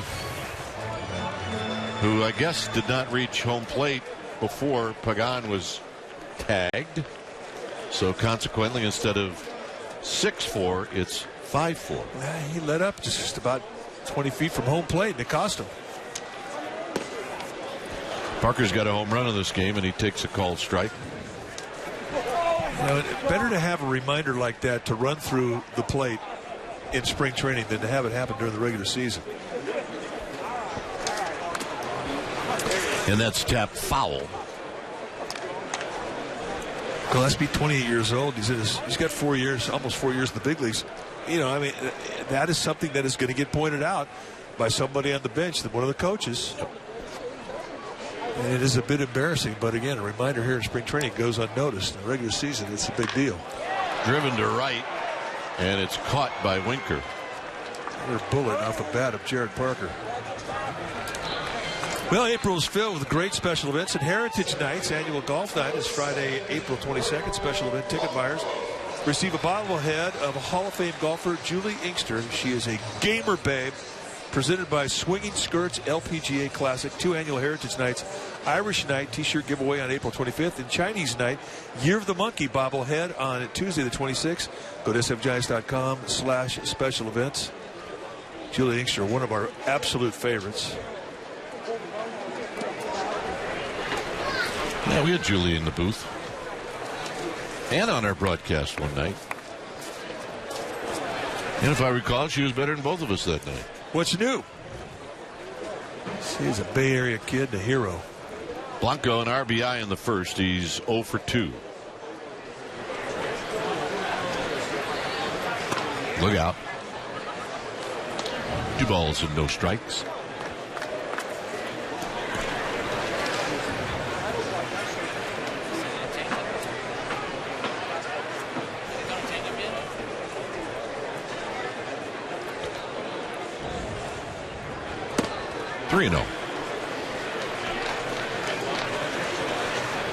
Sell out tonight, I do believe. That's been sold out for a while. It's tough to get a ticket in spring training for the night games that the Giants play.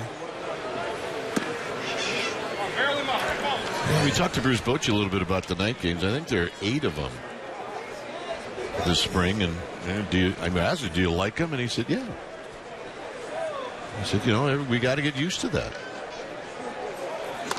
Well, it's been warm down here. It's been a warm spring, and I think it gets them out of the sun. And the adjustment you make with the lights is something, as you point out, you have to deal with it sometime. When Scottsdale Stadium, the old Scottsdale Stadium you and I played in, it didn't have lights, so there were no night games. And you'd break spring training and you'd go north, and all of a sudden here's your first night game, and you had to get used to it. It was a bit odd. Here's Kelby Tomlinson, who is lined out and he's walked.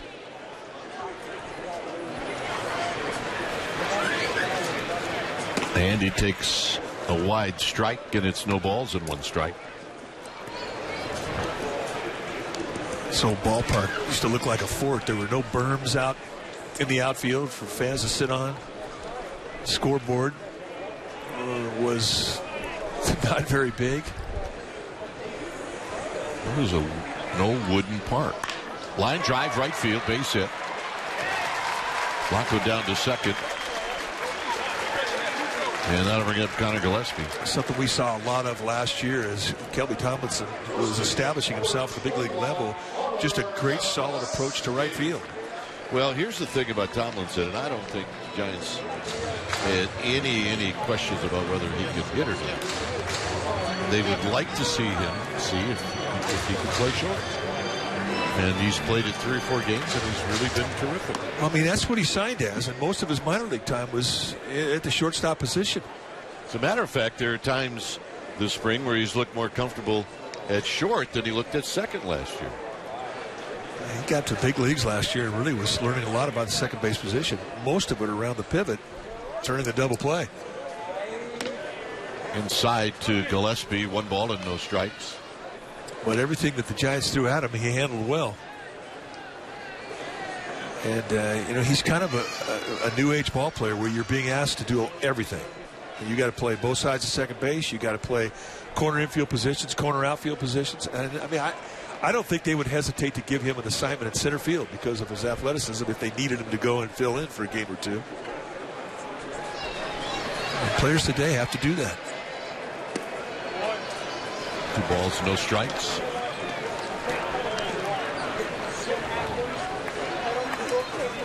Gillespie with a base hit in the 4th inning.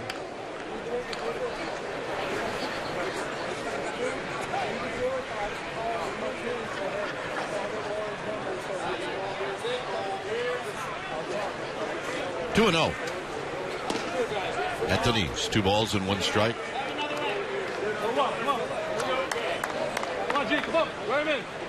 Andrew Susac is on deck.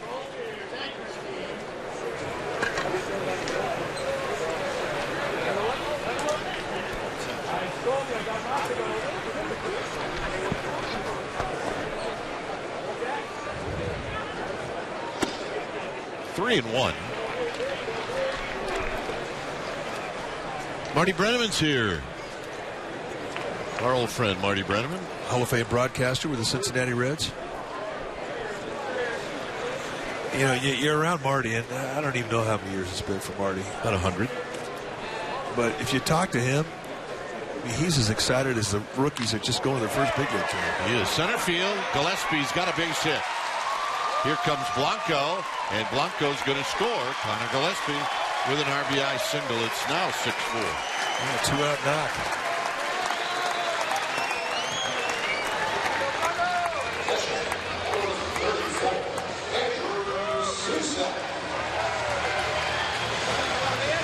There's Marty. The voice of the Reds. For a long time. Well, it has been since the heydays, back when the Big Red Machine was making noise in the mid-'70s. Great baseball man. Yep. He and his son Tom Brenneman, both part of the broadcast team with the Reds. He's working with Jim Kelch, who does a lot of radio games, along with Jeff Brantley, Chris Welsh. Here's Susac. And now the runners are going to go, and stealing it easily is Tomlinson. Sanchez just didn't pay any attention.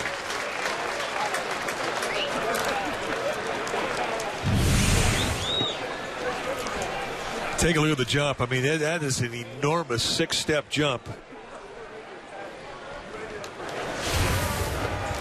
I almost could have stole that standing up. So here's Susac.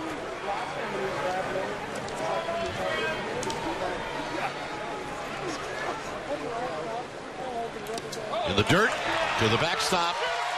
Tomlinson scores. It's 7-4.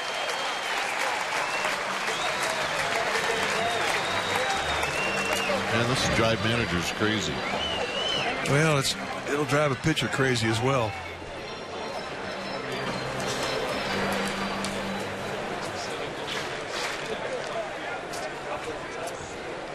No smiles there. 2-0 to Susac.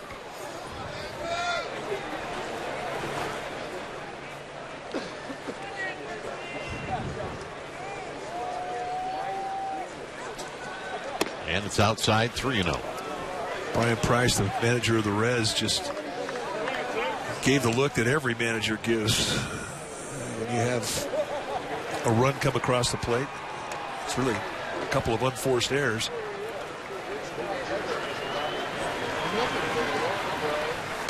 And the walk. In a walk, you don't pay attention to a base runner. He steals the base on you. Then there's a wild pitch. And then you get a visit. Yeah, he's going to come out and chew on him a bit. Well, they're opening up the gate to the bullpen, so chew on him for a little bit and then make the call.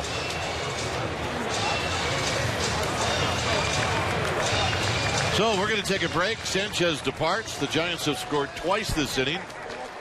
They still have runners on first and second. It's 7-4, and we'll be back. It used to be you could keep a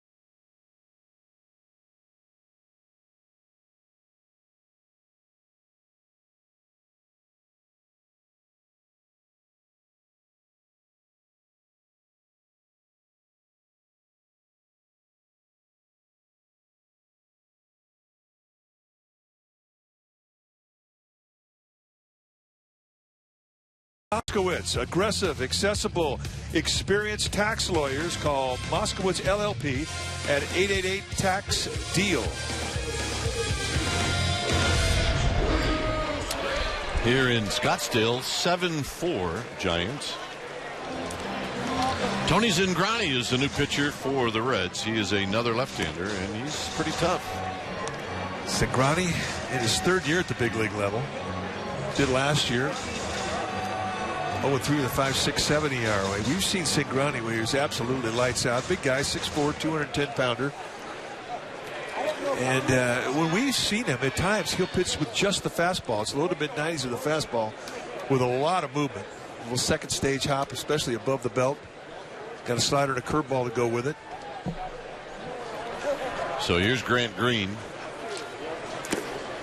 First pitch low for a ball, 1 ball and no strikes. Zingrani on the disabled list last year with some shoulder problems. But the Reds think that he's healthy and he's due for a big year. I mean, they've always liked him. It's just been a matter of being healthy. 1 ball, no strikes.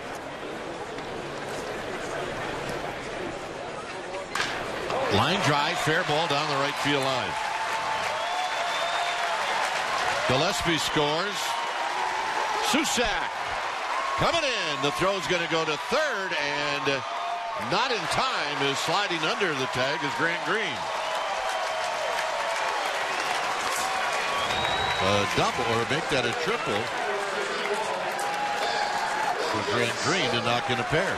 Grant Green in his second year at the big league level. Came up with Oakland. Last several seasons with the Angels. Going to love this approach. I mean, he stays inside this. They opened up the right side by playing Allen, the first baseman, way off the line, and Green just took advantage of the hole. Oh, that's a nice approach. When you're trying to find a swing in spring training, that's one to build on. Here's Mac Williamson. And he takes the ball. Williamson's had a good spring. Here's the relay from Phillips to third. That's close.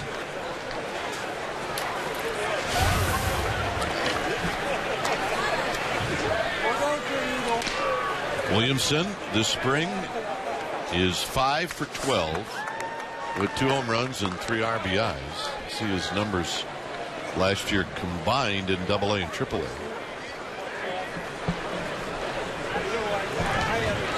Lots of power. Little pop-up into shallow right field, and Phillips will put it away, and that'll end the inning. Except on that swing. Giants score 4 times. It's 9-4 San Francisco.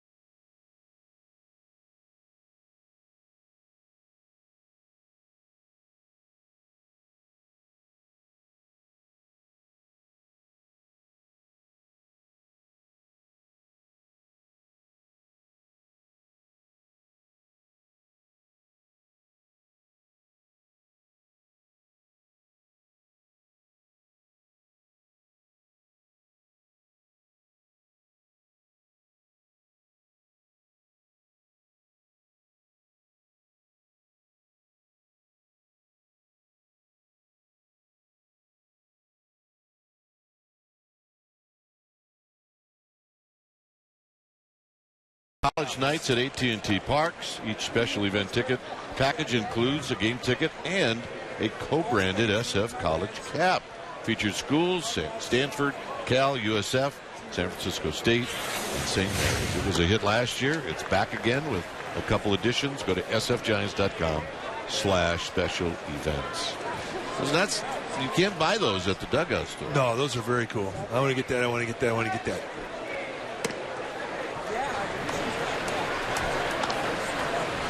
Heston back out on the mound. This is his numbers from last season. Yeah, good solid season.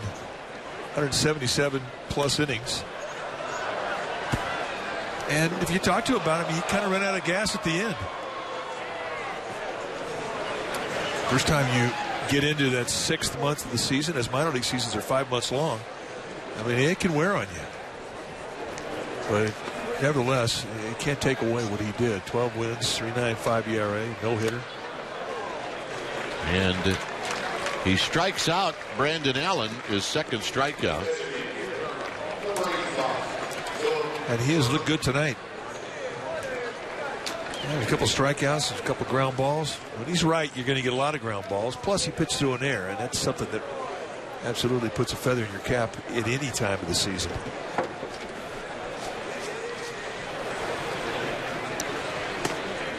And a bit outside with Andrew Susac doing the catching. You know, it's one of those times when you can really tell about the competitiveness of a guy. When you're a pitcher out there, and errors, physical errors are part of the game. Guys are going to make errors. But the guy that really leaves a good impression on his manager and his pitching coach is a guy that makes that a personal challenge. I'm going to pick my teammate. I'm going to pick him up, and I'm going to pitch through that air. And you want to endear yourself not only to your manager, your pitching coach, but to your teammates.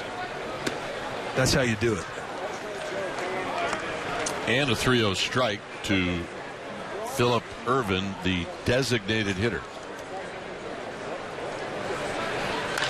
On the ground to third, backing up nicely is Green. He'll make the play. It's a good play. I always talk about how hard the infields are here, Kipe, and you were an infielder. Plays like that early on in the season, I mean, they got some hair on them. Yeah, they do. You're always afraid that you're just going to get eat up. And this had "eat me up" written all over it, but that last hop was kind enough to come up. It's always easier to feel that ball that comes up than flattens out and stays down. Those are the ones that make you look bad. Here's Cabrera. Breaking ball for a call strike. Today was like who's who in Major League Baseball. Terry Kennedy, we chatted with him for a while today. Well, Jocketty came in. Gary Hughes, acting like we're friends. He came in. Yeah, it's good to see Gary Hughes, a super scout, working with the Red Sox. Spent some time with Jeff Kent. Jeff Kent in uniform on the field. Jeremy Affeld's here, although I've not seen Affeld. 1 ball and 2 strikes.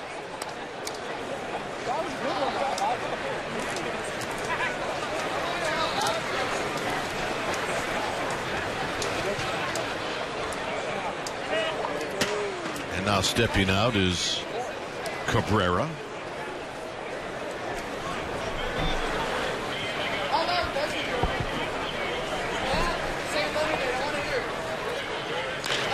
On the ground into right field, a base hit. Kind of a spring training infield type base hit. Just squirts through. It's a 2-hit night for Ramon Cabrera. There's Jake Cave. Well, you probably read the story about Affeld's first day in camp. Chris Bochy held a team meeting, everybody. And he wanted to introduce Jeremy Affeld, pay tribute to Affeld, what he did in a Giants uniform.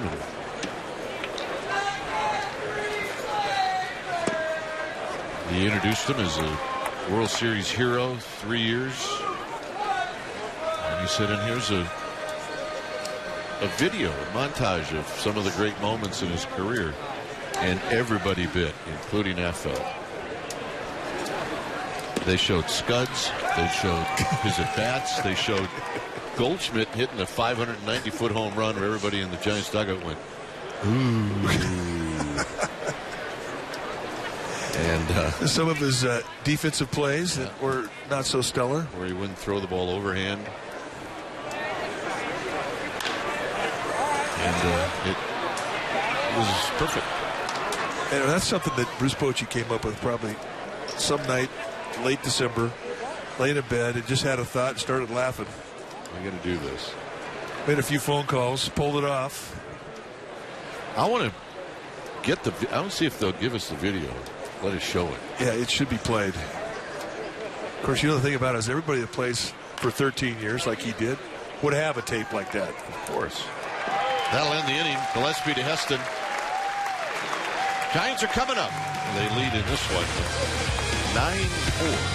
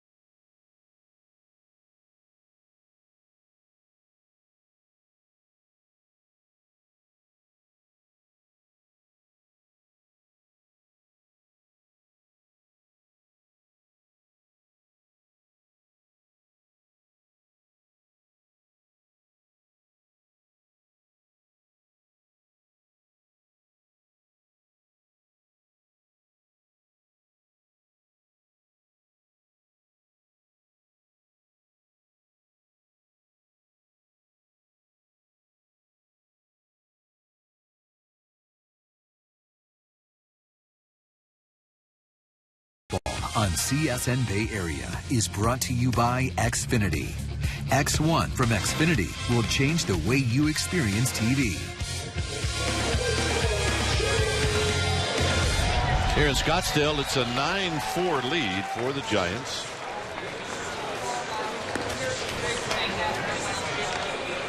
Tony Zangrani stays on the mound. He got the last out of the 5th inning. One change that we know of, Alex Blandino goes into play second base. There's Blandino, the very popular number 89. You know, it's your job as a player to get that number changed. You got to whittle it down. Yep. You know, if you're really young, get it into the 70s the next spring, and then get it to the 60s. And I mean, there's a few exceptions, but it always seems to the guys that stick with the high numbers are left-handed. Mitch Williams, Barry Zito. Oh, they stay with it. Yeah. Carlton Fisk. Oh, no, not Carlton Fisk. What was he, 72? Yeah. Down low to Panic. Panic's had a good night. He's 3 for 3. First time I ever saw a high number stay with a guy was Dave Haberlo. He was number 60. And now there's 60s all over the place. Barry Zito 75, Mitch Williams 99. The Yankees keep retiring numbers. They're going to be triple digits here pretty soon. Yeah.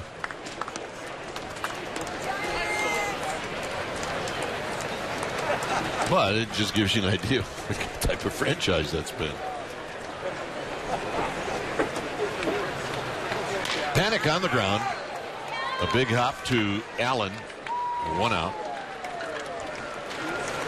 And that'll bring up Crawford.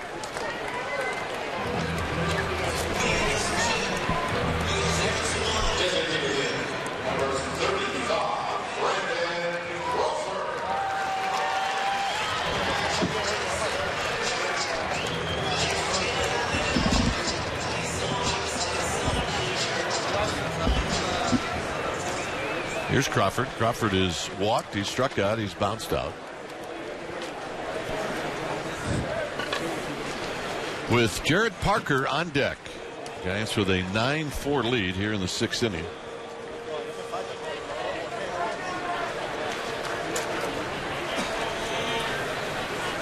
Crawford waves at a breaking ball. No balls and 1 strike. You hit left-handed. Did you want to see left-handers in spring training? Absolutely. Bring them on, all of them.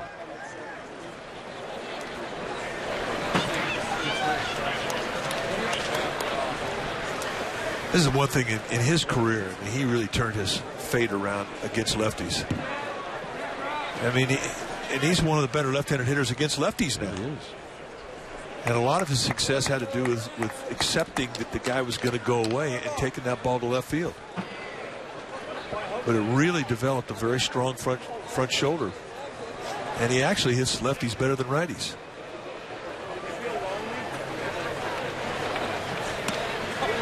Up high, it's 2 balls and 1 strike. Gold Glove. A Gold Glover. Silver Slug Award. And he led the Giants in home runs as a shortstop. And that hasn't happened for about 90 years.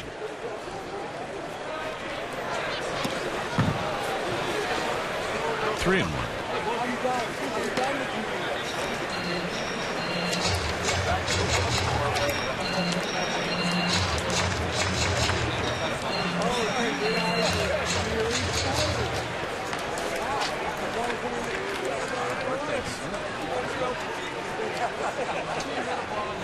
Here's Zingrani, and the 3-1 pitch is high, ball 4.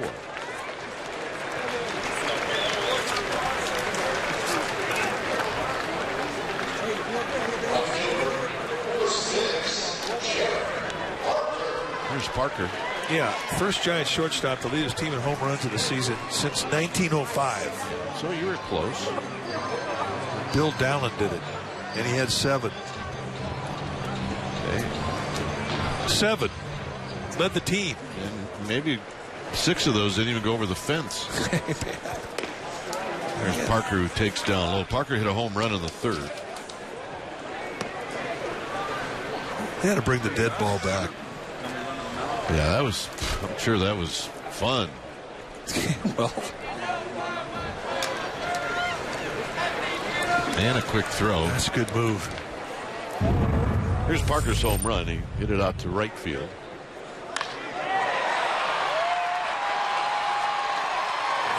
If you have a high leg hitch, you've got to get it down. And you have to get it down early. And he did. I think that's one of the things that he really has improved in his approach once he's got the big league level, is that he has calmed his lower body down. When we first saw him, and he had a lot of movement in his legs. And they've taken some of it out. There's a strike. 2 balls and 1 strike. When we first saw him, he had a high leg kick, and now there's no leg kick at all. And once your foundation is set, especially a guy with power, I mean, that's where you're going to get it. Putting yourself in position to use your hips. It's a good fastball. I just exploded it on him, and that's what Zingrani can do. He does not lack for life at the fastball. And at times, we mentioned, we've seen him throw games where it's 95% fastballs. It's almost like he can say, hey, here it is. See what you can do with it. And a soft line drive to 3rd. Crawford gets back. 2 outs. And that'll bring up Gregor Blanco. If you talk to the Reds about their upcoming season and what kind of season they think they're going to have, they just kind of say, we're going to surprise a lot of people, because there's not a lot of people thinking we're going to do a whole lot. Now, granted, they're a tough division, National League Central. But they are very excited about their young arms. And they're stacked up. The minor league system has got some good young arms coming up. Here's Blanco. Blanco is 0 for 2. A little tardy on the high fastball. No balls and 1 strike. Desclafani started, then Jonathan Sanchez, and now Zingrani.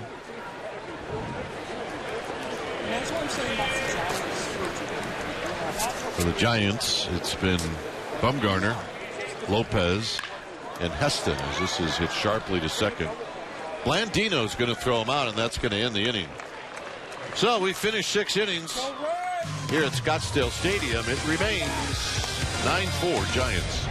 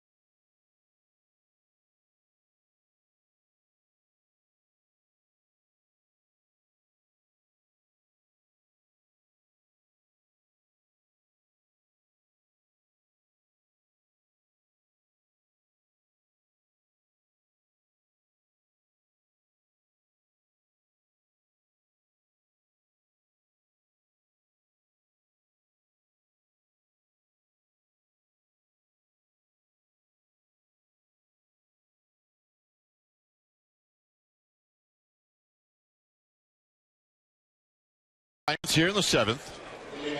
MLB.TV Premium, everything you have come to expect and more. Now low price for 2016. Watch every out-of-market game of all 30 teams in True HD and over 400 supported devices. Visit MLB.TV for details. We use it every game. Yep. She's ready. Got her hat on. Got a little attitude. So Heston back on the mound facing Eugenio Suarez, and there's a breaking ball for a called strike. God, Heston has looked fantastic. I mean, he has mixed in all his pitches, taking off a lot of strike ones with different speeds. Set up his sinker, his 2 types of fastballs. I mean, he looks to me like he's ready to go.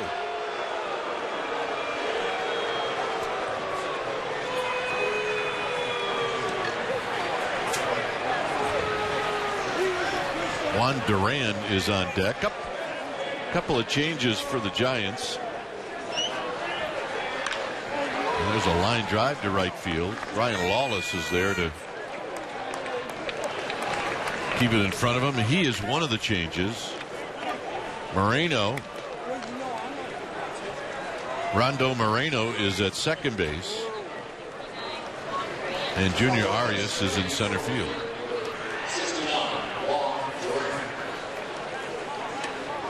So here's Duran. There's Junior Arias.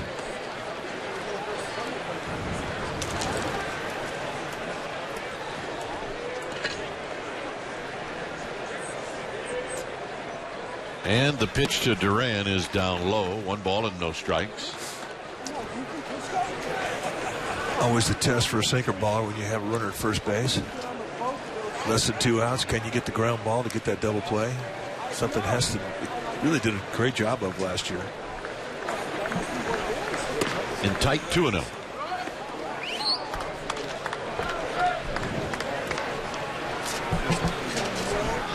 He got thrown into the fire last year. My goodness. Every really early marquee game, he was the guy that ended up starting. This is chopped foul. And it didn't bother him one bit. I believe he had the ring ceremony game. He did. Well, there was like 5 games at the start of the year, and every one had a little fuzz on it that was just like out of the norm, not your normal rhythm type of an everyday ball game. And he pitched right through all of it. And that's tap foul off of Suset. 2 balls, 2 strikes. Juan Duran, the hitter, 6'7", 24-year-old. He's a rookie.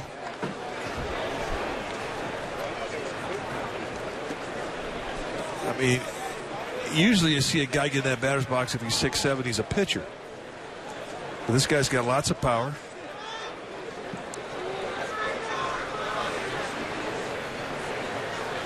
Got it. And in the old days, they called that a hook. Just pull the string. And he gets Juan Duran way out front. So here's Blandino.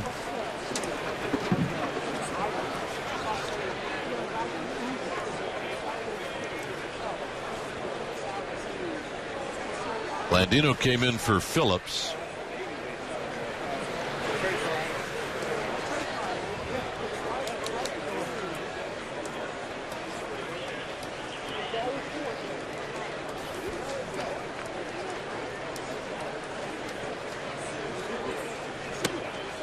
And that pitch is wide.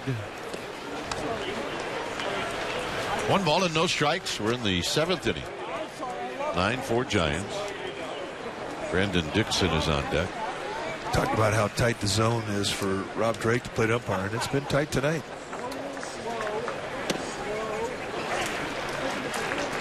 Except on that pitch.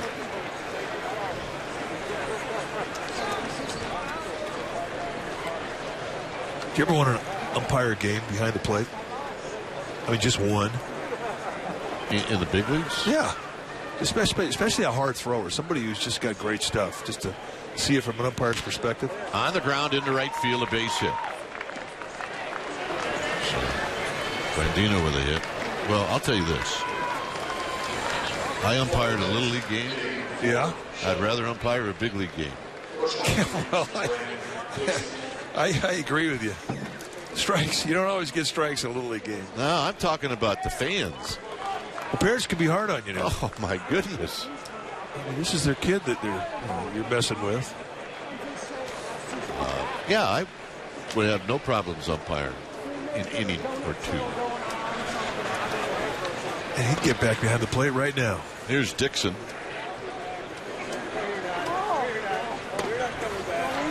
And a called strike. Yeah, I wouldn't want to do 9 innings, maybe like 2. Oh. I wouldn't want to do a hot day. Especially on turf. Just like, a nice, comfortable couple of innings to get somebody out there who's got great stuff. Like a Bumgarner or a Kershaw or, Aroldis Chapman, somebody like that. When our kids were young and playing in these leagues, and I'm sure yours are doing the same, the biggest fear is when you go is the umpires don't show up. Because then they're going to ask you to do it. They're going to ask somebody to do it. And then they'll look around to see if there are any ex-big leaguers there. Yeah, that happened to me. And they always seem to think that it's something that we would want to do. Well, I was like way out in the outfield. I kind of positioned myself, and I was going to have a cigar. I mean, I was away from everybody. It was outside. And I just got this thing fired up, and I was just like, oh, this is great. And the umpire gets hit, and he's out of the game. So they asked me if I would come in and umpire behind the pitcher. I would ask you. And I had to put my cigar out. I was not happy. It's amazing what your priorities are like when you get out of the game. I mean, I tried to walk out there behind the kid and, umpire a game, smoking a cigar. It just did not sell well with the mothers. So I had to put it out. Colton Dahl is the pinch hitter. 2 outs for Heston. He's trying to get off the mound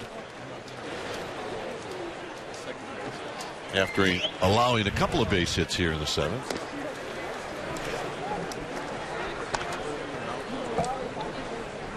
If I were to umpire, there would be a lot of strikes being called. Oh, yeah, especially if it was a blowout. If it didn't bounce, I'd be calling a strike.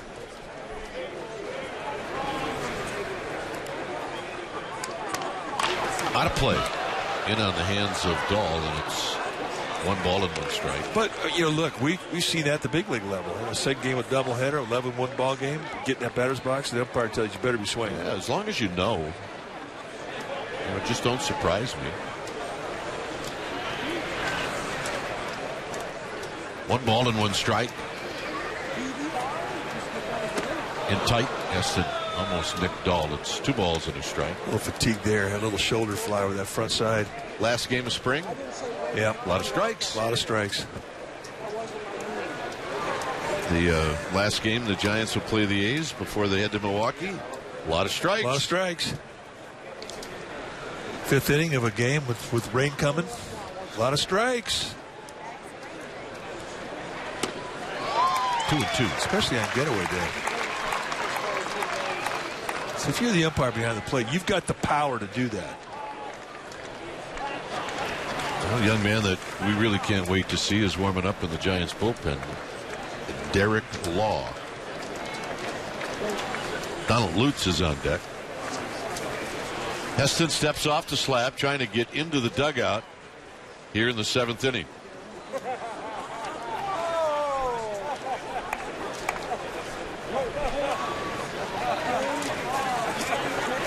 And now it's 3-2. I don't know if Bruce Bochy, if Heston loses Dahl, if he'll go get him or not. We'll find out. 3 balls and 2 strikes. Well, the fact that he's up and stretching already gives you an idea that this could be Heston's last hitter no matter what. Yeah, I agree. Innings getting long. Pitch count's getting up there. Runners go, and he walked them, and that's it.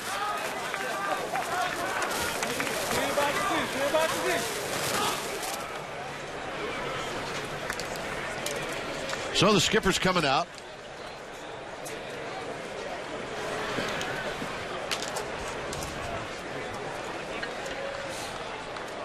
And Chris Heston's going to come out, and we're going to take a break. Bases are loaded. Nice hand for Heston. It remains 9-4. Cresco Red.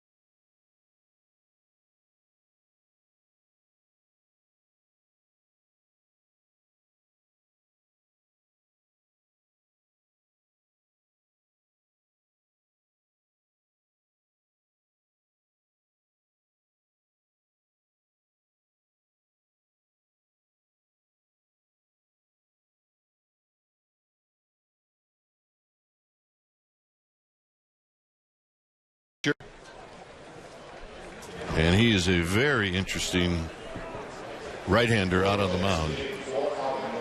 Great stuff. Surgery. Now back to having great stuff. And it was a couple of years ago, he almost made the team. He's always been a reliever. It's a 9th round pick by the Giants in 2011. And you're right, he was fast track until he had the setback with Tommy John. But this guy really has got great stuff. He's a fastball that's low 90s. He's got a curveball and a split. Well, we've seen him split a couple of times this spring. And it is really impressive. Not many guys throw an overhead curveball in a split. I mean,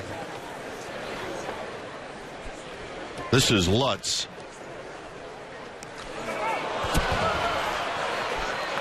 Well, maybe the first one doesn't count. Well, if you want to see the definition of a true wild pitch, that first pitch would be an example of it. Just hold us too long? You know, too much pine tar. I don't know. I mean, this is a big league scud right here. Susac almost made the mistake of trying to catch that barehanded. Well, a pitcher throws the first pitch like that as a catcher, you don't know what to expect. No. Popped him up.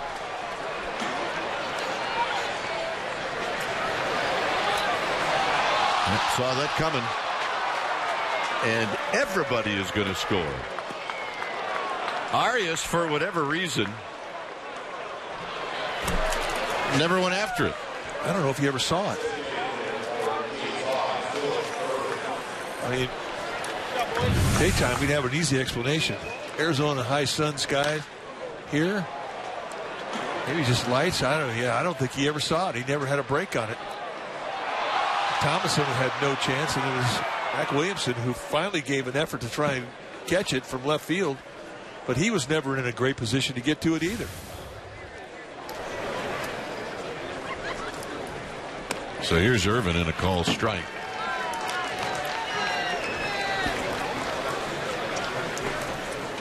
Well, I'm looking up in the sky. It doesn't look like there would be any distractions that would keep you from not seeing the ball.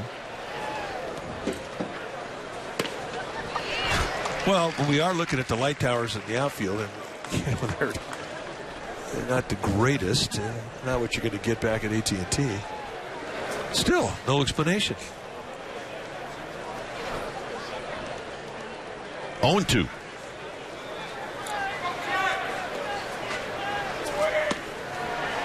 Got him. And that'll end the inning. A little closer. It's 9-7 Giants.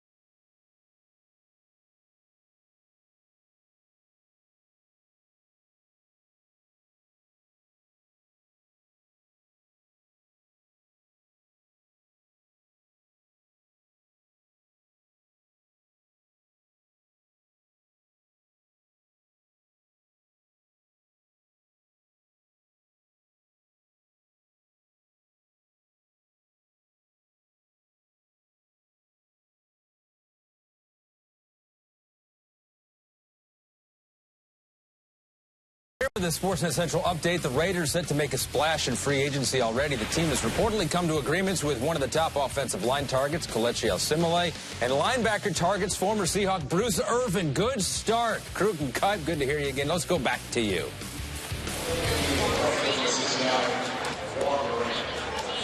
All right, thanks, Ahmed.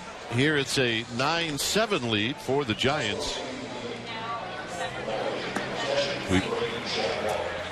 We do have a new pitcher. It's Chris O'Grady. Joe Panik's down in the dugout. Joe's evening is over with, except he has to visit with us before his evening is complete. And Joe, it's nice to see you, and it's nice to see you healthy. And it's nice to see you with a smile on your face. September and August were a little rough last year for you. Yeah, it was a little different experience for me. But, no, I learned how to kind of get through it and just kind of focused on day by day, just getting better. And I know I was lying to you a lot, but, no, it's definitely good to be back out on the field, though, and, get moving around. Well, look, we called you a liar, and you never denied it, but that's all right. You had a nice triple today, and we're going to eventually take a look at it. 3 hits tonight. You had to be feeling pretty good.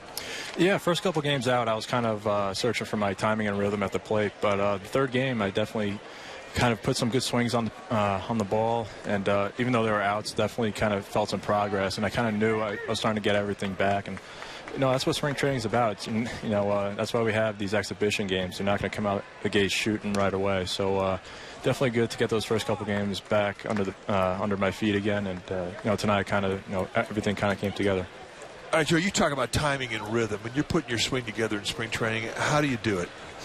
The big thing is you just want to try to hit the inside part of the ball. You don't want to be rolling over too much. My last at bat tonight I was trying to do a little too much, but early on I was kind of in between the fastball and the breaking pitches, and my approach wasn't I wasn't executing my approach properly, and just getting stuck in between. I would say between the second and third games I played, I was talking with the coaching staff, Bam and Deck, and I was really focused on just getting my just rhythm at the plate and just being smooth. And then, that's pretty right there.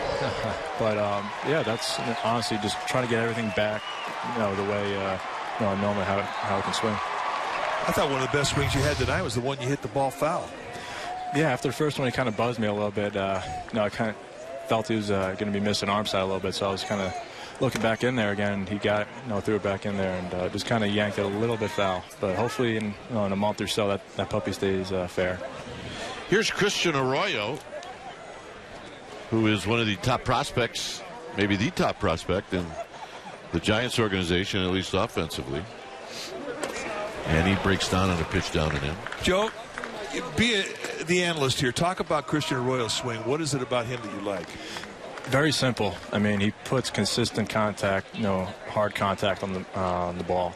And, when you're, whatever, he's 20, 21 years old, having a simple approach. And, he's a grinder. He's very gifted. And just watching him play, watching him practice, he's a hard worker. He's definitely going to be a special ball player. And, it's fun to watch him work. And, like I said, he keeps the game, he simplifies. And that's, for a 20, 21-year-old or whatever he is, he's definitely impressive. Here it's no balls and 2 strikes with Tomlinson at first and a swing and a foul back. So the Giants with a 9-7 lead. We're with Joe Panik. And Joe, this is a spring where last year you didn't really have to worry about trying to make this team. This year, a spring where you probably felt like you maybe had to show people that you were healthy. Certainly not us, because you would never lie to us. And now it's okay to be a good liar. You can't always tell the truth, right? Yeah, I mean, if you want to stay on the field, sometimes you have to tell everybody you feel fine. But definitely learned from last year. Didn't you tell somebody that, hey, if you start telling people my back bothers me, they're going to start to pound you inside? Very true. I mean, I did tell you that. I mean, if you tell people you have a weakness or something's going on, you're not feeling physically okay, they're going to try to exploit that, and especially if you had a back issue. I know when I came back right away in Arizona, first couple of bats, they were coming hard in. So definitely, that's why you don't really try to tip your hand too much. Yeah. And that's why he lied to us. But health-wise, you feel good. Yeah, 100%. I mean, I'm bouncing back pretty good after these games. I mean, no pain, no soreness, no nothing. So it's definitely good. I've been able to kind of test myself, running a lot, whether it's, like tonight with the triple, that felt good, kind of opening up a little bit. The other day, I got to dive around a little bit. So everything's been good. Turning dog plays, everything's been fine. And like I said, I'm, fortunate, I'm back to being normal and, being able to play the game, like I normally do. Joe, 100%? 100%. All right. We believe you talking. He's saying it with conviction. Yep. This time I'm saying 100% for sure. No doubts. Did at any point during the offseason when you were really bored, really bored? Throw on the World Series where you made the great play? Once? No, never. Joe, don't lie. No, I didn't go back to 2014. I stayed in 2015. Never went back that far. You know what? I have. And I tell you, every time I see it, I think, what a time to make a great play like that. My goodness. Yep. Yeah, I got to thank Jeremy Affeldt. He's in camp now, for a week, and he keeps reminding me, thank you for, that hard ground ball that he gave up, for me to make that type of play. So. Well, he should be thanking you because he did not give up a run at all in any of his postseason appearances, at least with the Giants. Yeah. And I think he may have possibly given up a run if that ball would have gotten through. So he should be thanking you. Yeah, I don't know. He would have said that he would have gotten out of the inning unscathed anyway. I'm sure. Yeah, if you talked to him, he said he would have been fine anyways. Do you wear the ring in the off season? Only to special events. It's definitely a little heavy on the hand. Hey, don't you feel like when you go somewhere, people really do want to see it? Yeah, that's the first thing that catches people's eye. It's very nice and it's awesome. But like I said, everybody, once you put it on, everybody's going to come up to you and want to see it. Yeah. Well, I've said it many times as this is hit high and deep and out of here. Yeah, Christian Arroyo comes back from being 0-2 to knocking one out of the park. And the Giants get 2 runs back. It's a pretty good swing, Joe. Yeah, you see how he battled back from being 0-2. Just to put himself back into, in a more aggressive mode, getting back to 3-2 like that. And let's see what he got right here. Alan Brady left the ball out over the plate. And you don't miss those. Very simple, compact swing. And that's beautiful right there. Now you called him a grinder, and that's exactly what that at-bat was. Yeah, I mean, you don't see that type of approach out of a lot of young guys, and that's why he's going to be very good. And, he's impressing a lot of people here. Just having that type of approach, simplifying the game. You look at the guys in our clubhouse, and you have a lot of guys that are grinders and are able to kind of battle back from being down 0-2 and whatnot, putting themselves in good situations, and you kind of start to see a little bit of that in him. All right, Joe, now your night is complete. Thanks for stopping by, and thanks for being honest. Thanks, guys. Appreciate it. You got it. Pretty good kid. Well, he is exactly how you imagined him to be. A breath of fresh air. And he's a grinder. 2-2 to Susac. I just have a list of the changes. How many you got? 9? 12. They got 10 field inside to Susac. 3-2. Well, this is the time of the game during spring training where you're going to get some guys that you really haven't ever heard of. No swing, and Susac takes the walk. So Christian Arroyo impresses Joe Panik and everybody else here at Scottsdale Stadium. Crowd of over 10,000. The hitter is going to be Grant Green. So Mark Riggins, the pitching coach for the Reds, going to come out, trying to bring some calm to Mr. O'Grady. Well, he's got 9 seconds left on the clock. So that means he's got to be on a full-on hamstring pull sprint to get back. Dave Righetti's not happy about the 30 seconds. I mean, you've got to say what you're going to say, and then you got to get out of Dodge. And if you got a guy out there that doesn't have great English skills, you're in trouble. You are in trouble, absolutely. Green swings and misses. No balls and 1 strike. And some of the guys around the league that have a slow walk out to the mound, like Walt Weiss with the Colorado Rockies, the skipper there, he's got the slowest walk ever. Yeah, if you're taking a pitcher out, you can take as much time as you want. If you're going to go visit, then you better move it. But he will never go visit. No.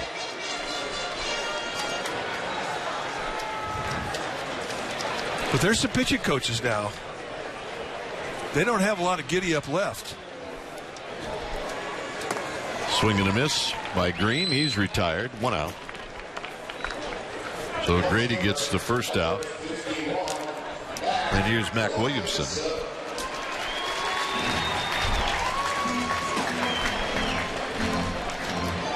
O'Grady, this is an interesting story for the Reds. I mean, he's a Rule 5 guy that the Reds picked up from the Angels.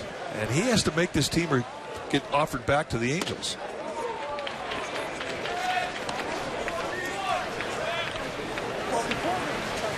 But for the Reds, I mean, they're going to take a long, hard look at a lot of young arms that they feel project well and have a future. And O'Grady, you can see he's got good stuff.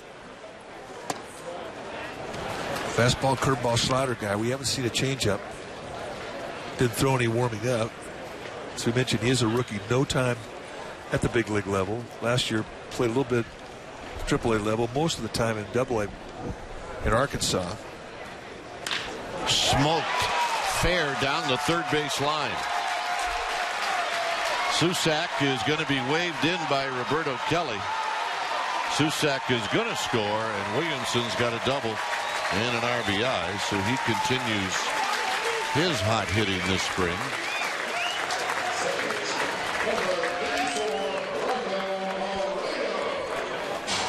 So here's Moreno.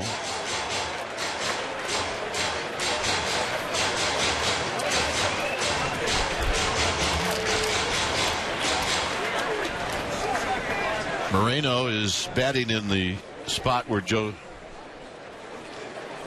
Panik was.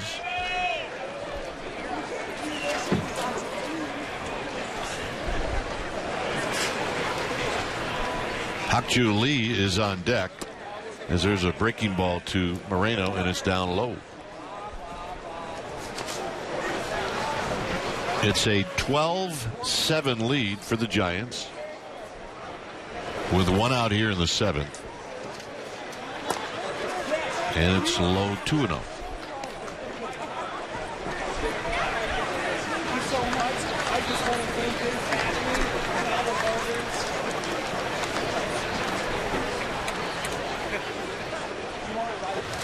Hey, John Miller showed up today. We were talking about celebrities and people that, and you know, John's not working tonight, and he and his wife Janine showed up, and it was great. His son Alex, his daughter-in-law Bree, they all came in, made a nice outing, family outing together. This is a chopper foul. I'm sure Dave Fleming would have showed up, but he's probably in Texas somewhere.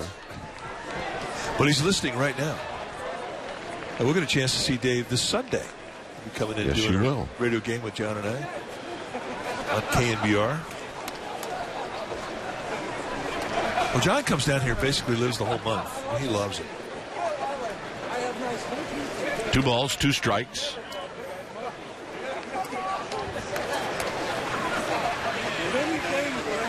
Worked with John Saturday and Sunday right here in this booth doing KNBR. 2-2 pitch. Line drive, right field, nobody's there. And that's a fair ball, and that's going to knock in Williamson. Moreno is going to head to third, and he will make it. So the Giants are knocking the ball around on Mr. O'Grady.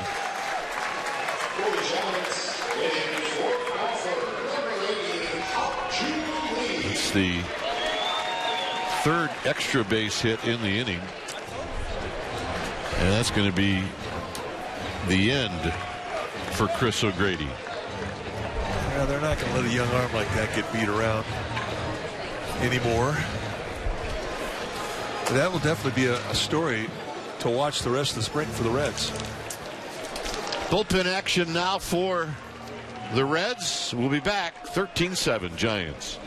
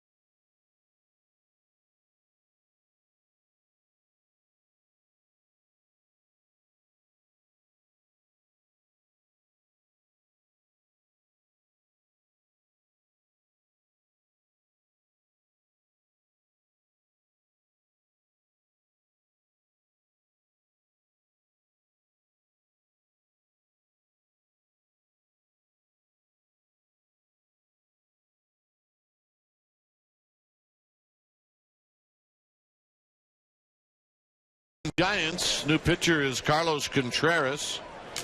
He's a right-hander, and he's going to be in to face a pinch hitter for the Giants, and that's Hak-Ju Lee, who will be hitting with a runner at third and only one out. So Hak-Ju Lee is going to hit. See Contreras, who's got 1 year in the big leagues. Fastball, curveball, slider guy. That's what Hak-Ju Lee did last year at AAA level in Durham. Originally came to professional baseball with the Cubs, then went to Tampa. Giants got him. He's an infielder. He can play just about everywhere.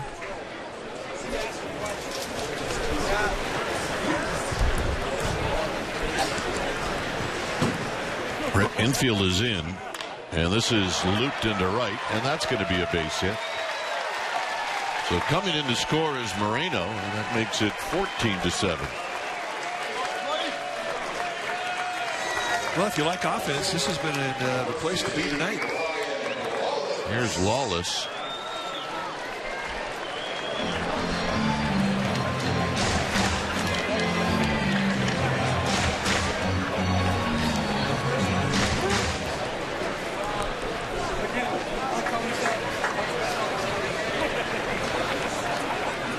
Lee at first with one out. First pitch low, 1 ball and no strikes. Arias is on deck. Junior Arias. 2 balls and no strikes. Giants had Joaquin Arias on their roster for 3 years. Won a couple of World Series rings. Wish I could tell you where he ended up, but I'm sure he's somewhere in somebody's camp. He was a good Giant. He's Arizona Diamondbacks. There you go. Giants will see the Diamondbacks first homestand. They open up against the Dodgers for 4, and then the Diamondbacks come right in after that. It'll be a very interesting first couple of weeks for the Giants. They get after it quick within their own division. Well, the first homestand is a 4-game homestand. Or 4-game series, and it's with the Dodgers.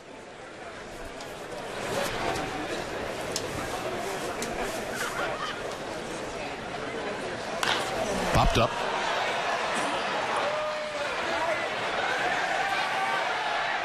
And Blandino is going to make the catch. So here's Arias batting for the first time.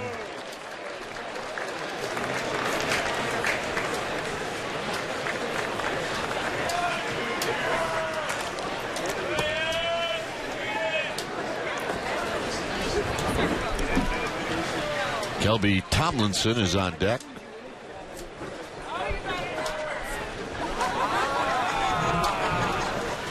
And the ball goes between the legs of Wallach. Chad Wallach is doing the catching.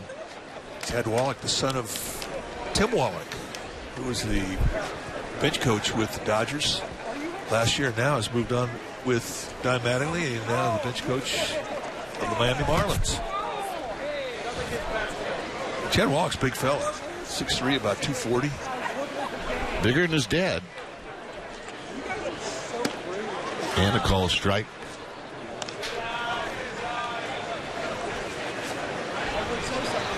Tim Wallach, one of the really great guys in this game. Yeah, he was a good player too. I'm in his book. I think he got me more than once. Think he knows? Absolutely he knows. It's the first thing he thinks about when he sees me. You're in my book. 1-1 pitch is in the dirt. 2 balls and 1 strike. I guarantee it's the first thing Steve Stone says when he sees you.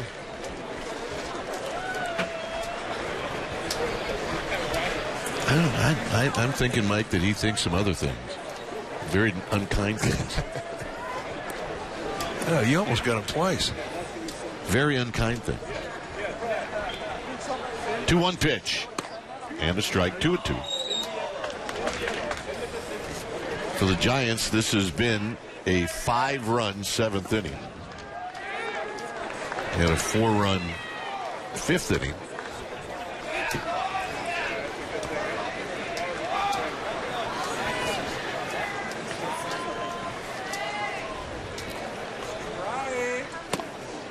And a pretty hard breaking ball. It's now 3-2.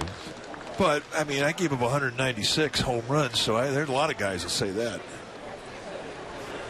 Yeah, you can still have ownage on a guy even if you give up a home run, 1 or 2. Yeah, but you're in his book. Got him, and that'll end the inning. 5 on the board for the Giants. Christian Arroyo, the big blast, a long home run into the berm in left field. And here in Scottsdale, all Giants. Kid's got quick hands.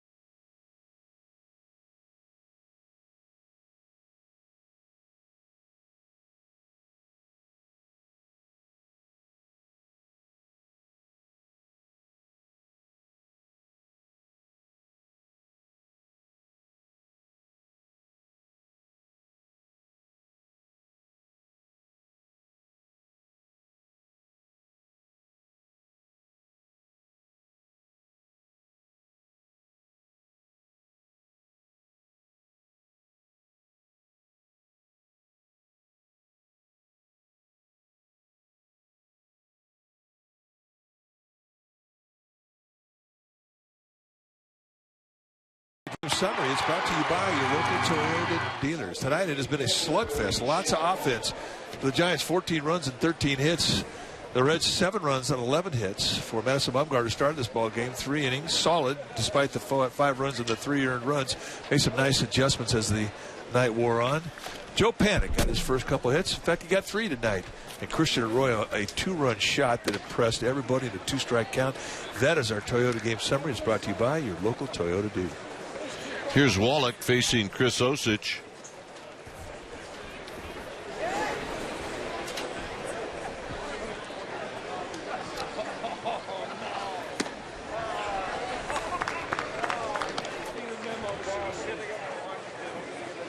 Got Josh Osich. See what Josh Osich did last year in 35 games, 2-0 with a 2.20 ERA. A good fastball. And really good stuff altogether. And for Osich this spring, his first outing, he opened up, had 3 walks in an inning, kind of really had problems with his release. His last outing, he was dominant. And here's a guy the Giants are counting on this year. I mean, they've got him penciled in to be the guy that could possibly replace Jeremy Affeldt. And those are big shoes to fill. So Wallach takes high. 2 balls and 2 strikes.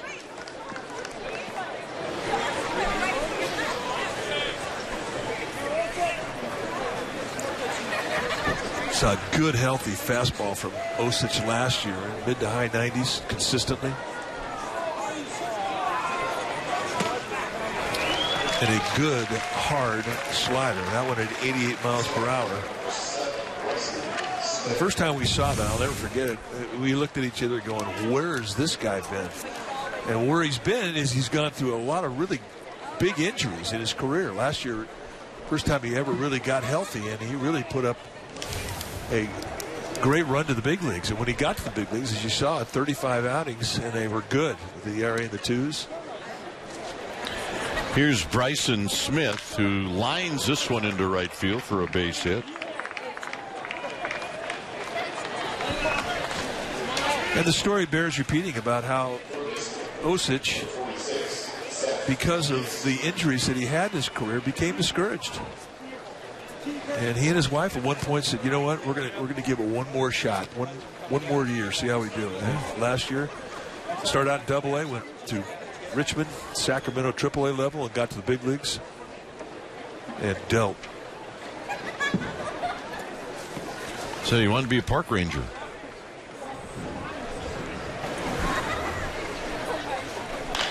Popped up. This is Mejias Breen, who pops out to center field. 2 down.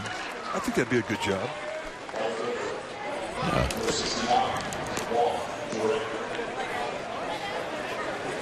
Can you get cable in the internet if you're a park ranger? That would be pretty essential for me. In your tent? Wherever.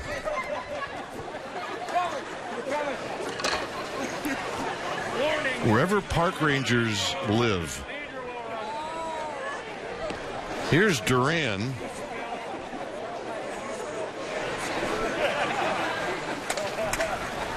And Duran takes a strike at the knees, and it's no balls and 1 strike. But it really has been a good story. And when you get around this guy, I mean, he's been humbled by all the injuries.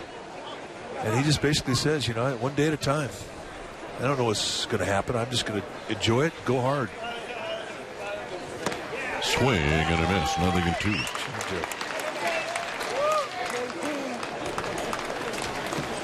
No, I was talking about spring training as a time where you could work on your specialty pitches. If you're a fastball slider guy, you might want to bring in a 3rd speed with a changeup. You can't do any of that until you get a command of your release point with the fastball. And he got him, and that'll end the inning. A pretty nice outing. Giants are coming up. 14-7.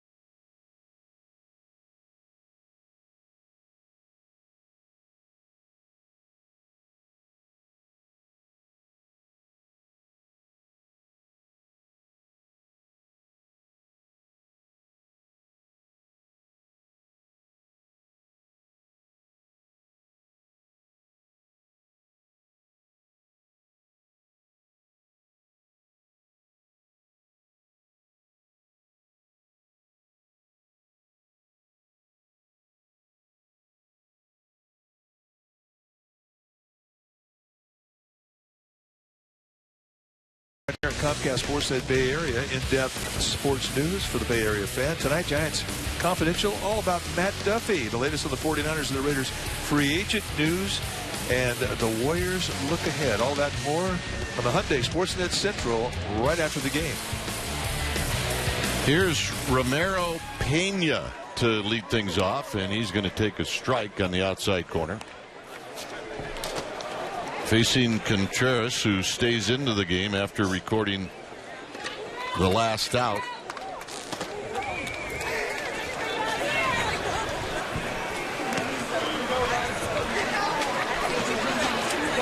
So it's no balls and 2 strikes.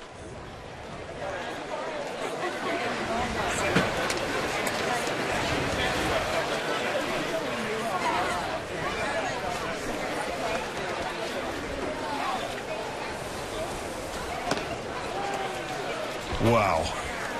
That had some fuzz on it. So back-to-back strikeouts, and here's Christian Arroyo. It's good off-speed pitch right there.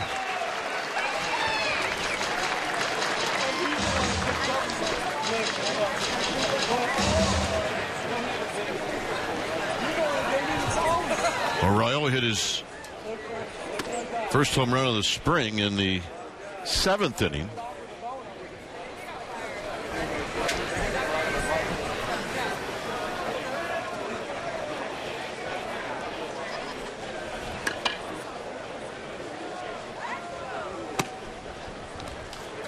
And he works the count to 2 balls and no strikes. Andrew Susac is on deck. We're in the 8th. Popped up, foul and out of play. Well, we have a guy almost making a play. Stayed with it, though. I mean, he got the souvenir. Not cleanly? No, it's spring training. Our fans are a little early yet. They'll make that play come first week of April. We expect a lot out of them. Yes, we do.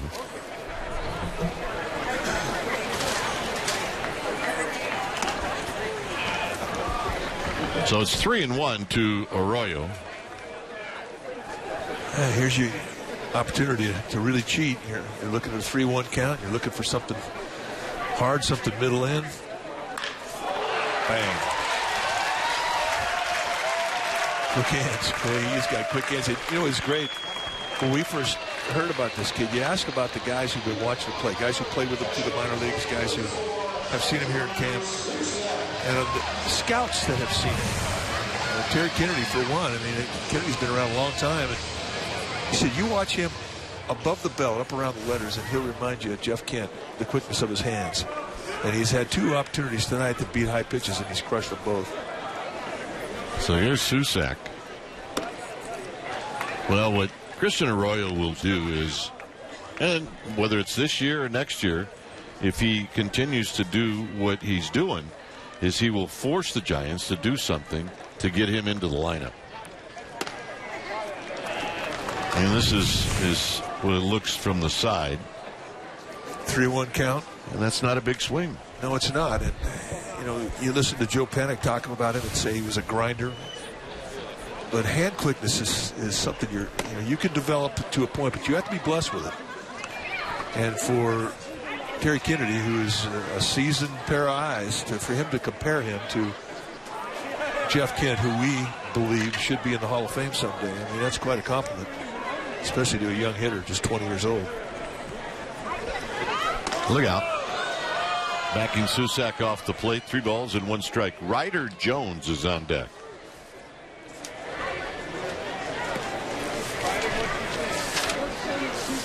Well, you know, that's one thing about baseball I love is when young players get compared to old players. Whether it be a hitter or a pitcher. On the ground and a base hit. Well, I think you're right. I just believe that there are certain guys that they should never compare anybody to. Like Willie Mays. Yeah, I don't think I've ever heard anybody compared to him. I believe so. So here's Jones. I'm waiting to see this guy hit. He was a Giants' second-round pick in 2013. We've got a hitter's name as he fouls this one at the plate.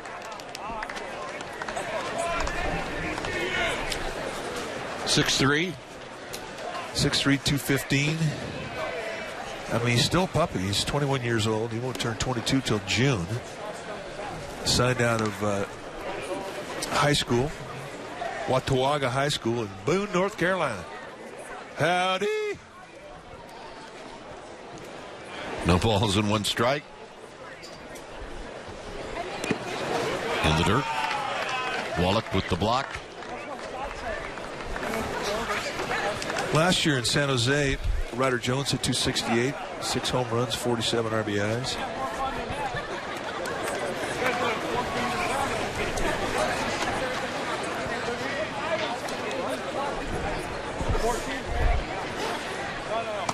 Way outside, 2-1. Mac Williamson is on deck. 14,151 to 7,000. I think that's one of the things about early spring training, because the regulars can't play a long time in a game, 3-4 innings, whatever. He's it, center field. Here comes Arroyo, and he's going to put on the brakes. So the bases are loaded for Mac Williamson. But that's one of the fun things about spring, is seeing all the young kids in your organization. When you see them in the early weeks of spring, as spring training wears on, they get sent to their teams that they're going to be playing for in the summer. They can sit down AAA, AA, ball, wherever. But you get to see what the future looks like. And I think baseball fans who come to spring training feel the same way.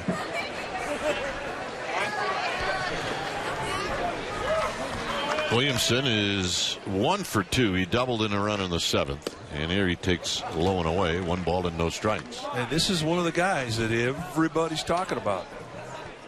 I mean, he got set back because he had Tommy John surgery on his arm. He lost a year. There's a strike to even the count. But he is making up for lost time. Yeah, he hit 2 long home runs on Saturday. And he is a big fella, 6'4", 240. Chris Bochy apologized to him on Sunday around the batting cage. He said, usually a guy hits 2 home runs. He's going to play the next day, but sorry. He eventually got into the game, but did not start. Popped up. Lutz out of play.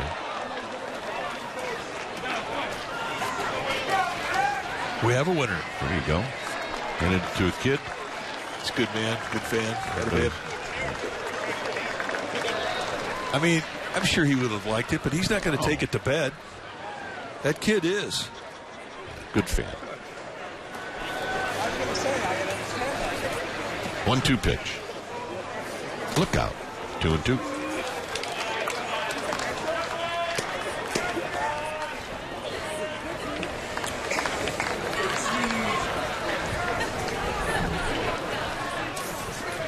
$11,262 here tonight. Full count. So Contreras has nibbled, and now he's got to come into the strike zone 3-2.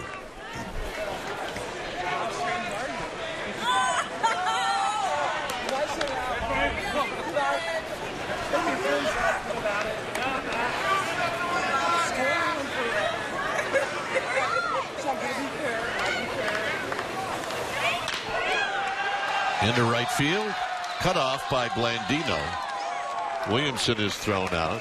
Arroyo comes in to score. And it's 15-7. On the ground out. And that's going to be it for Contreras. Now 35 pitches. That's a good day's work. So we'll take a break. A new pitcher coming in. It's 15-7. We'll be back.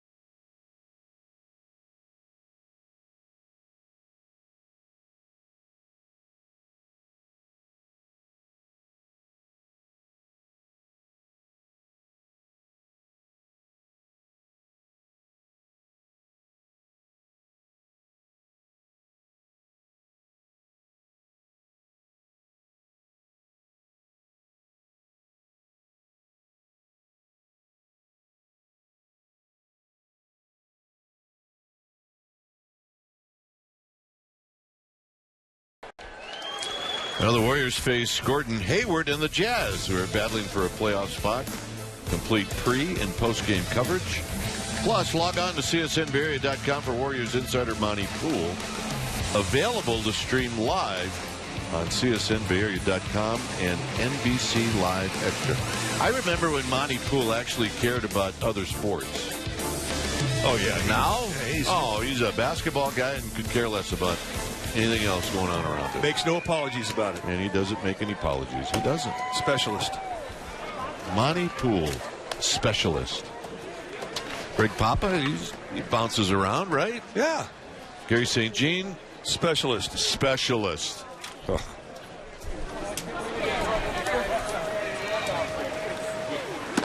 And Moreno takes the pitch down low.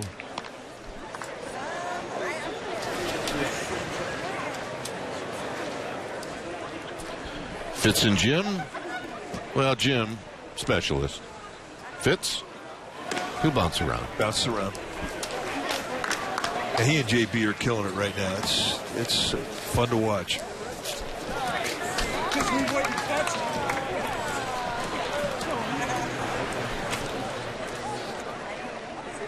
On the ground and a base hit into left field.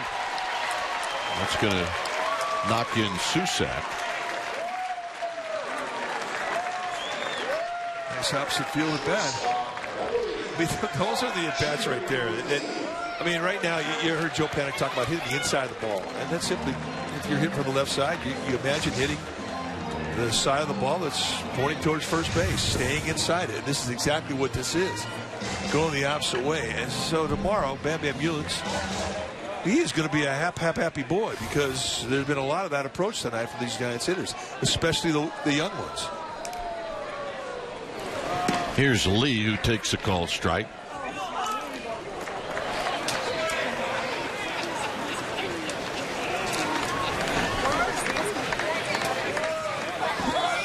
Here's Bam Bam Mullins. And a strike, 0-2, talking to Mac Williamson. See Steve Decker on the left side of your screen right there, part of the 1-2 punch that is the Giants hitting instructors. And they do a tremendous job.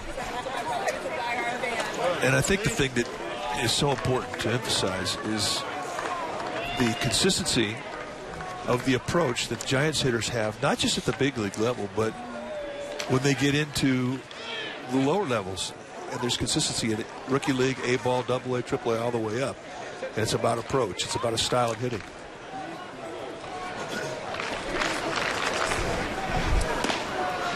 Got him. And that'll end the inning. Ninth inning coming up. 16-7.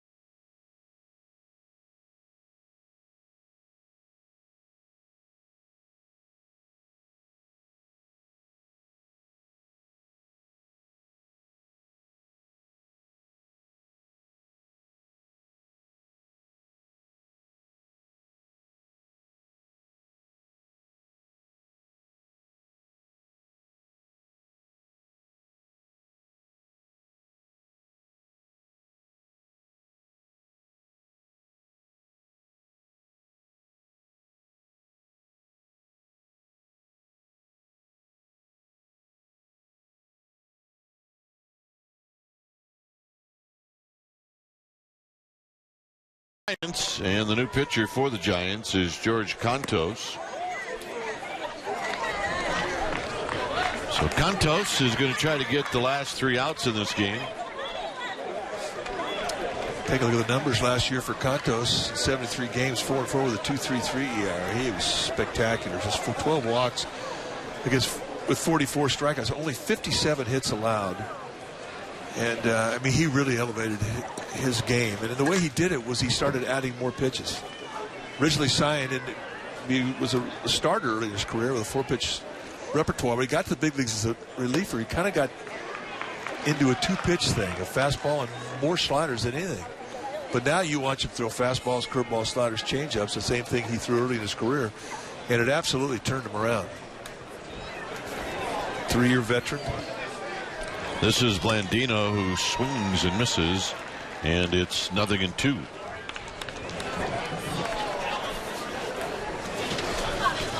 Twelve hits in the game for the Reds. The Giants with 17. Contos is Greek on both sides of his family, and he has been to Greece twice. This year, he went to some other place out of the U.S. for the first time, went to Costa Rica. But one thing I didn't know about George is he is absolutely fluent in Greek. That was his first language when he was raised in the Chicagoland area, Lincolnwood, Illinois. I said, do you speak a lot of it in the office? He said, well, yeah, to my grandmother's. Or if I want to say something to my friends that, and not be understood. Pretty good pitch, but a bit wide. 1 ball and 2 strikes.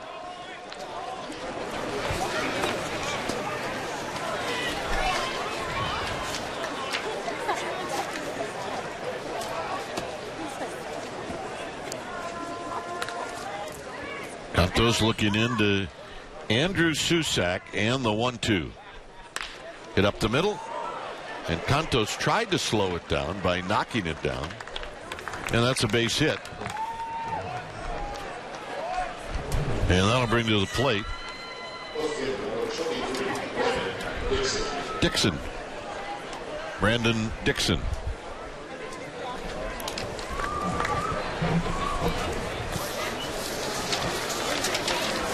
This old man Dixon's kid? Yes, it is. Giants will play tomorrow, and Johnny Cueto's going to get his first action.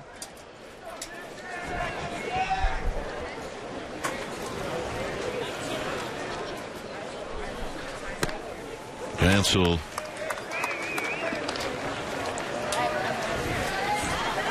play here. On Thursday, they'll head to Marysville, where they'll take down the Brewers. And then back here on Friday against Seattle. On the ground to third. That's 1, and that's not enough.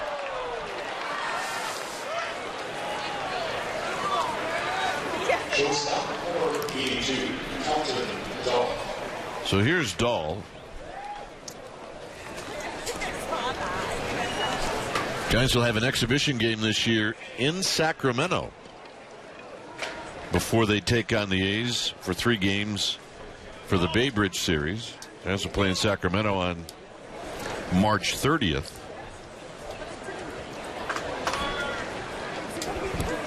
Two games at AT&T Park against the A's, and then 1 against the A's in Oakland on April 2nd. And then the very next day, the Giants will get on a plane and head to Milwaukee to get ready for the opener. It's a little odd that the Giants open up in Milwaukee. Now, that mean, you're from Racine, Wisconsin. I mean, that's the one trip of the year you look forward to. Are you a little disappointed that it happens fast? No. Anytime you go to Milwaukee is a good thing. Oh, yeah, absolutely. But I mean, it'd be different if you're in old Milwaukee County Stadium. You don't quite know what you're going to get for weather, but now we'll just close that Miller Park and you're ready to go. There's a call strike.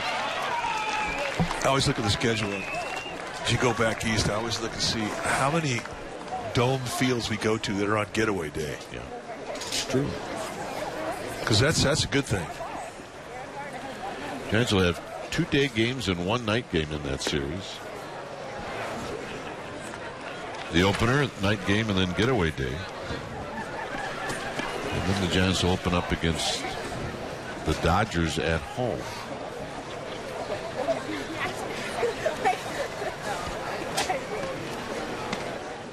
When the Giants take on the Dodgers, do you think it's likely Kershaw will pitch in that series? Saturday. Yeah, I'll tell you right now. You know how I know that? I've had 48 requests for tickets for that Saturday. And if everything lines up right, it's going to be Kershaw against Madison Bumgarner. Of course. Game 3 of that 4-game series.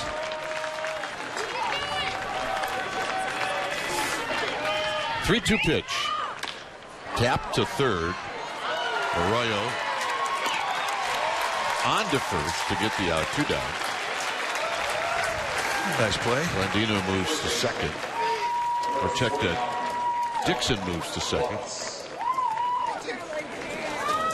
And here's Lutz.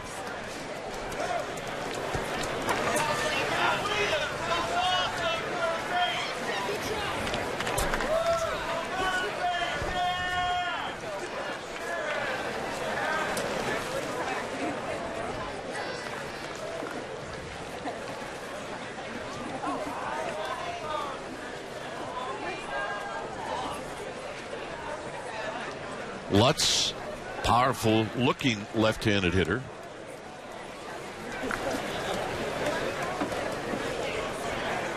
Swing. Maybe a foul at the plate. I don't know. I think he missed it by about a foot. That's pretty good breaking ball right there. He would not look a breaking ball first pitch. Now, if you're George Contos and you throw a pitch like that and the guy swings at it, you're thinking, I could do that again.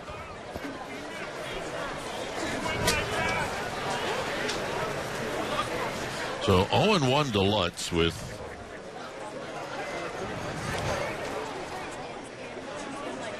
Dixon at second base, and there's a strikeout that he's nothing at 2. Think about Contos' slider. It's a no-doubter. It doesn't tip. You don't see that little red eye on the ball with the spin and rotation of the ball that a lot of sliders have. And it's got straight down bite.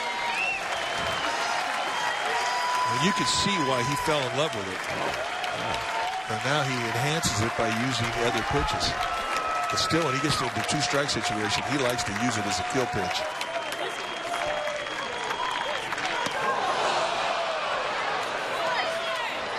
Well, we had, you go the whole game, you got to try to say everything. We have not had one of those tonight. Well, it sets up the slider, too.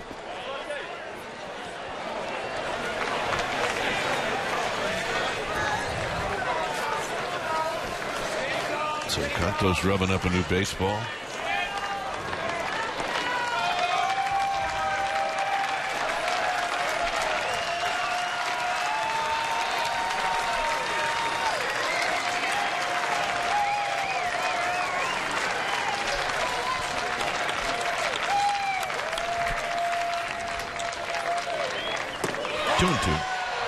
Just a bit outside.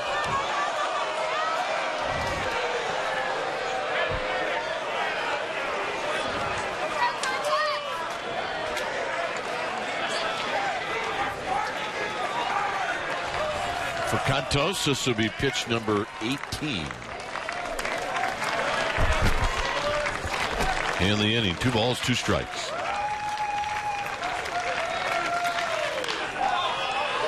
On the ground, Pena, and that's the ball game. So the Giants win this one, Mike, by a final of 16-7. Your thoughts? Well, you got to see Angel Pagan for the first time in left field. It looked to me like he's pretty comfortable with it. Joe Panik with a 3-hit night, got his first hits in the spring. But what I'm taking out of this game is Christian Arroyo. He was impressive in his at-bats. This kid's for real. So the final score here at Scottsdale Stadium on a nice night, Giants 16, the Reds 7. Join us right here on CSN Saturday at noon as the Giants take on the D-backs. Yes, they will. For Mike Krukow, I'm Dwayne Kuiper. Thanks for joining us. Stay tuned for Sportsnet Central, which is going to start right now.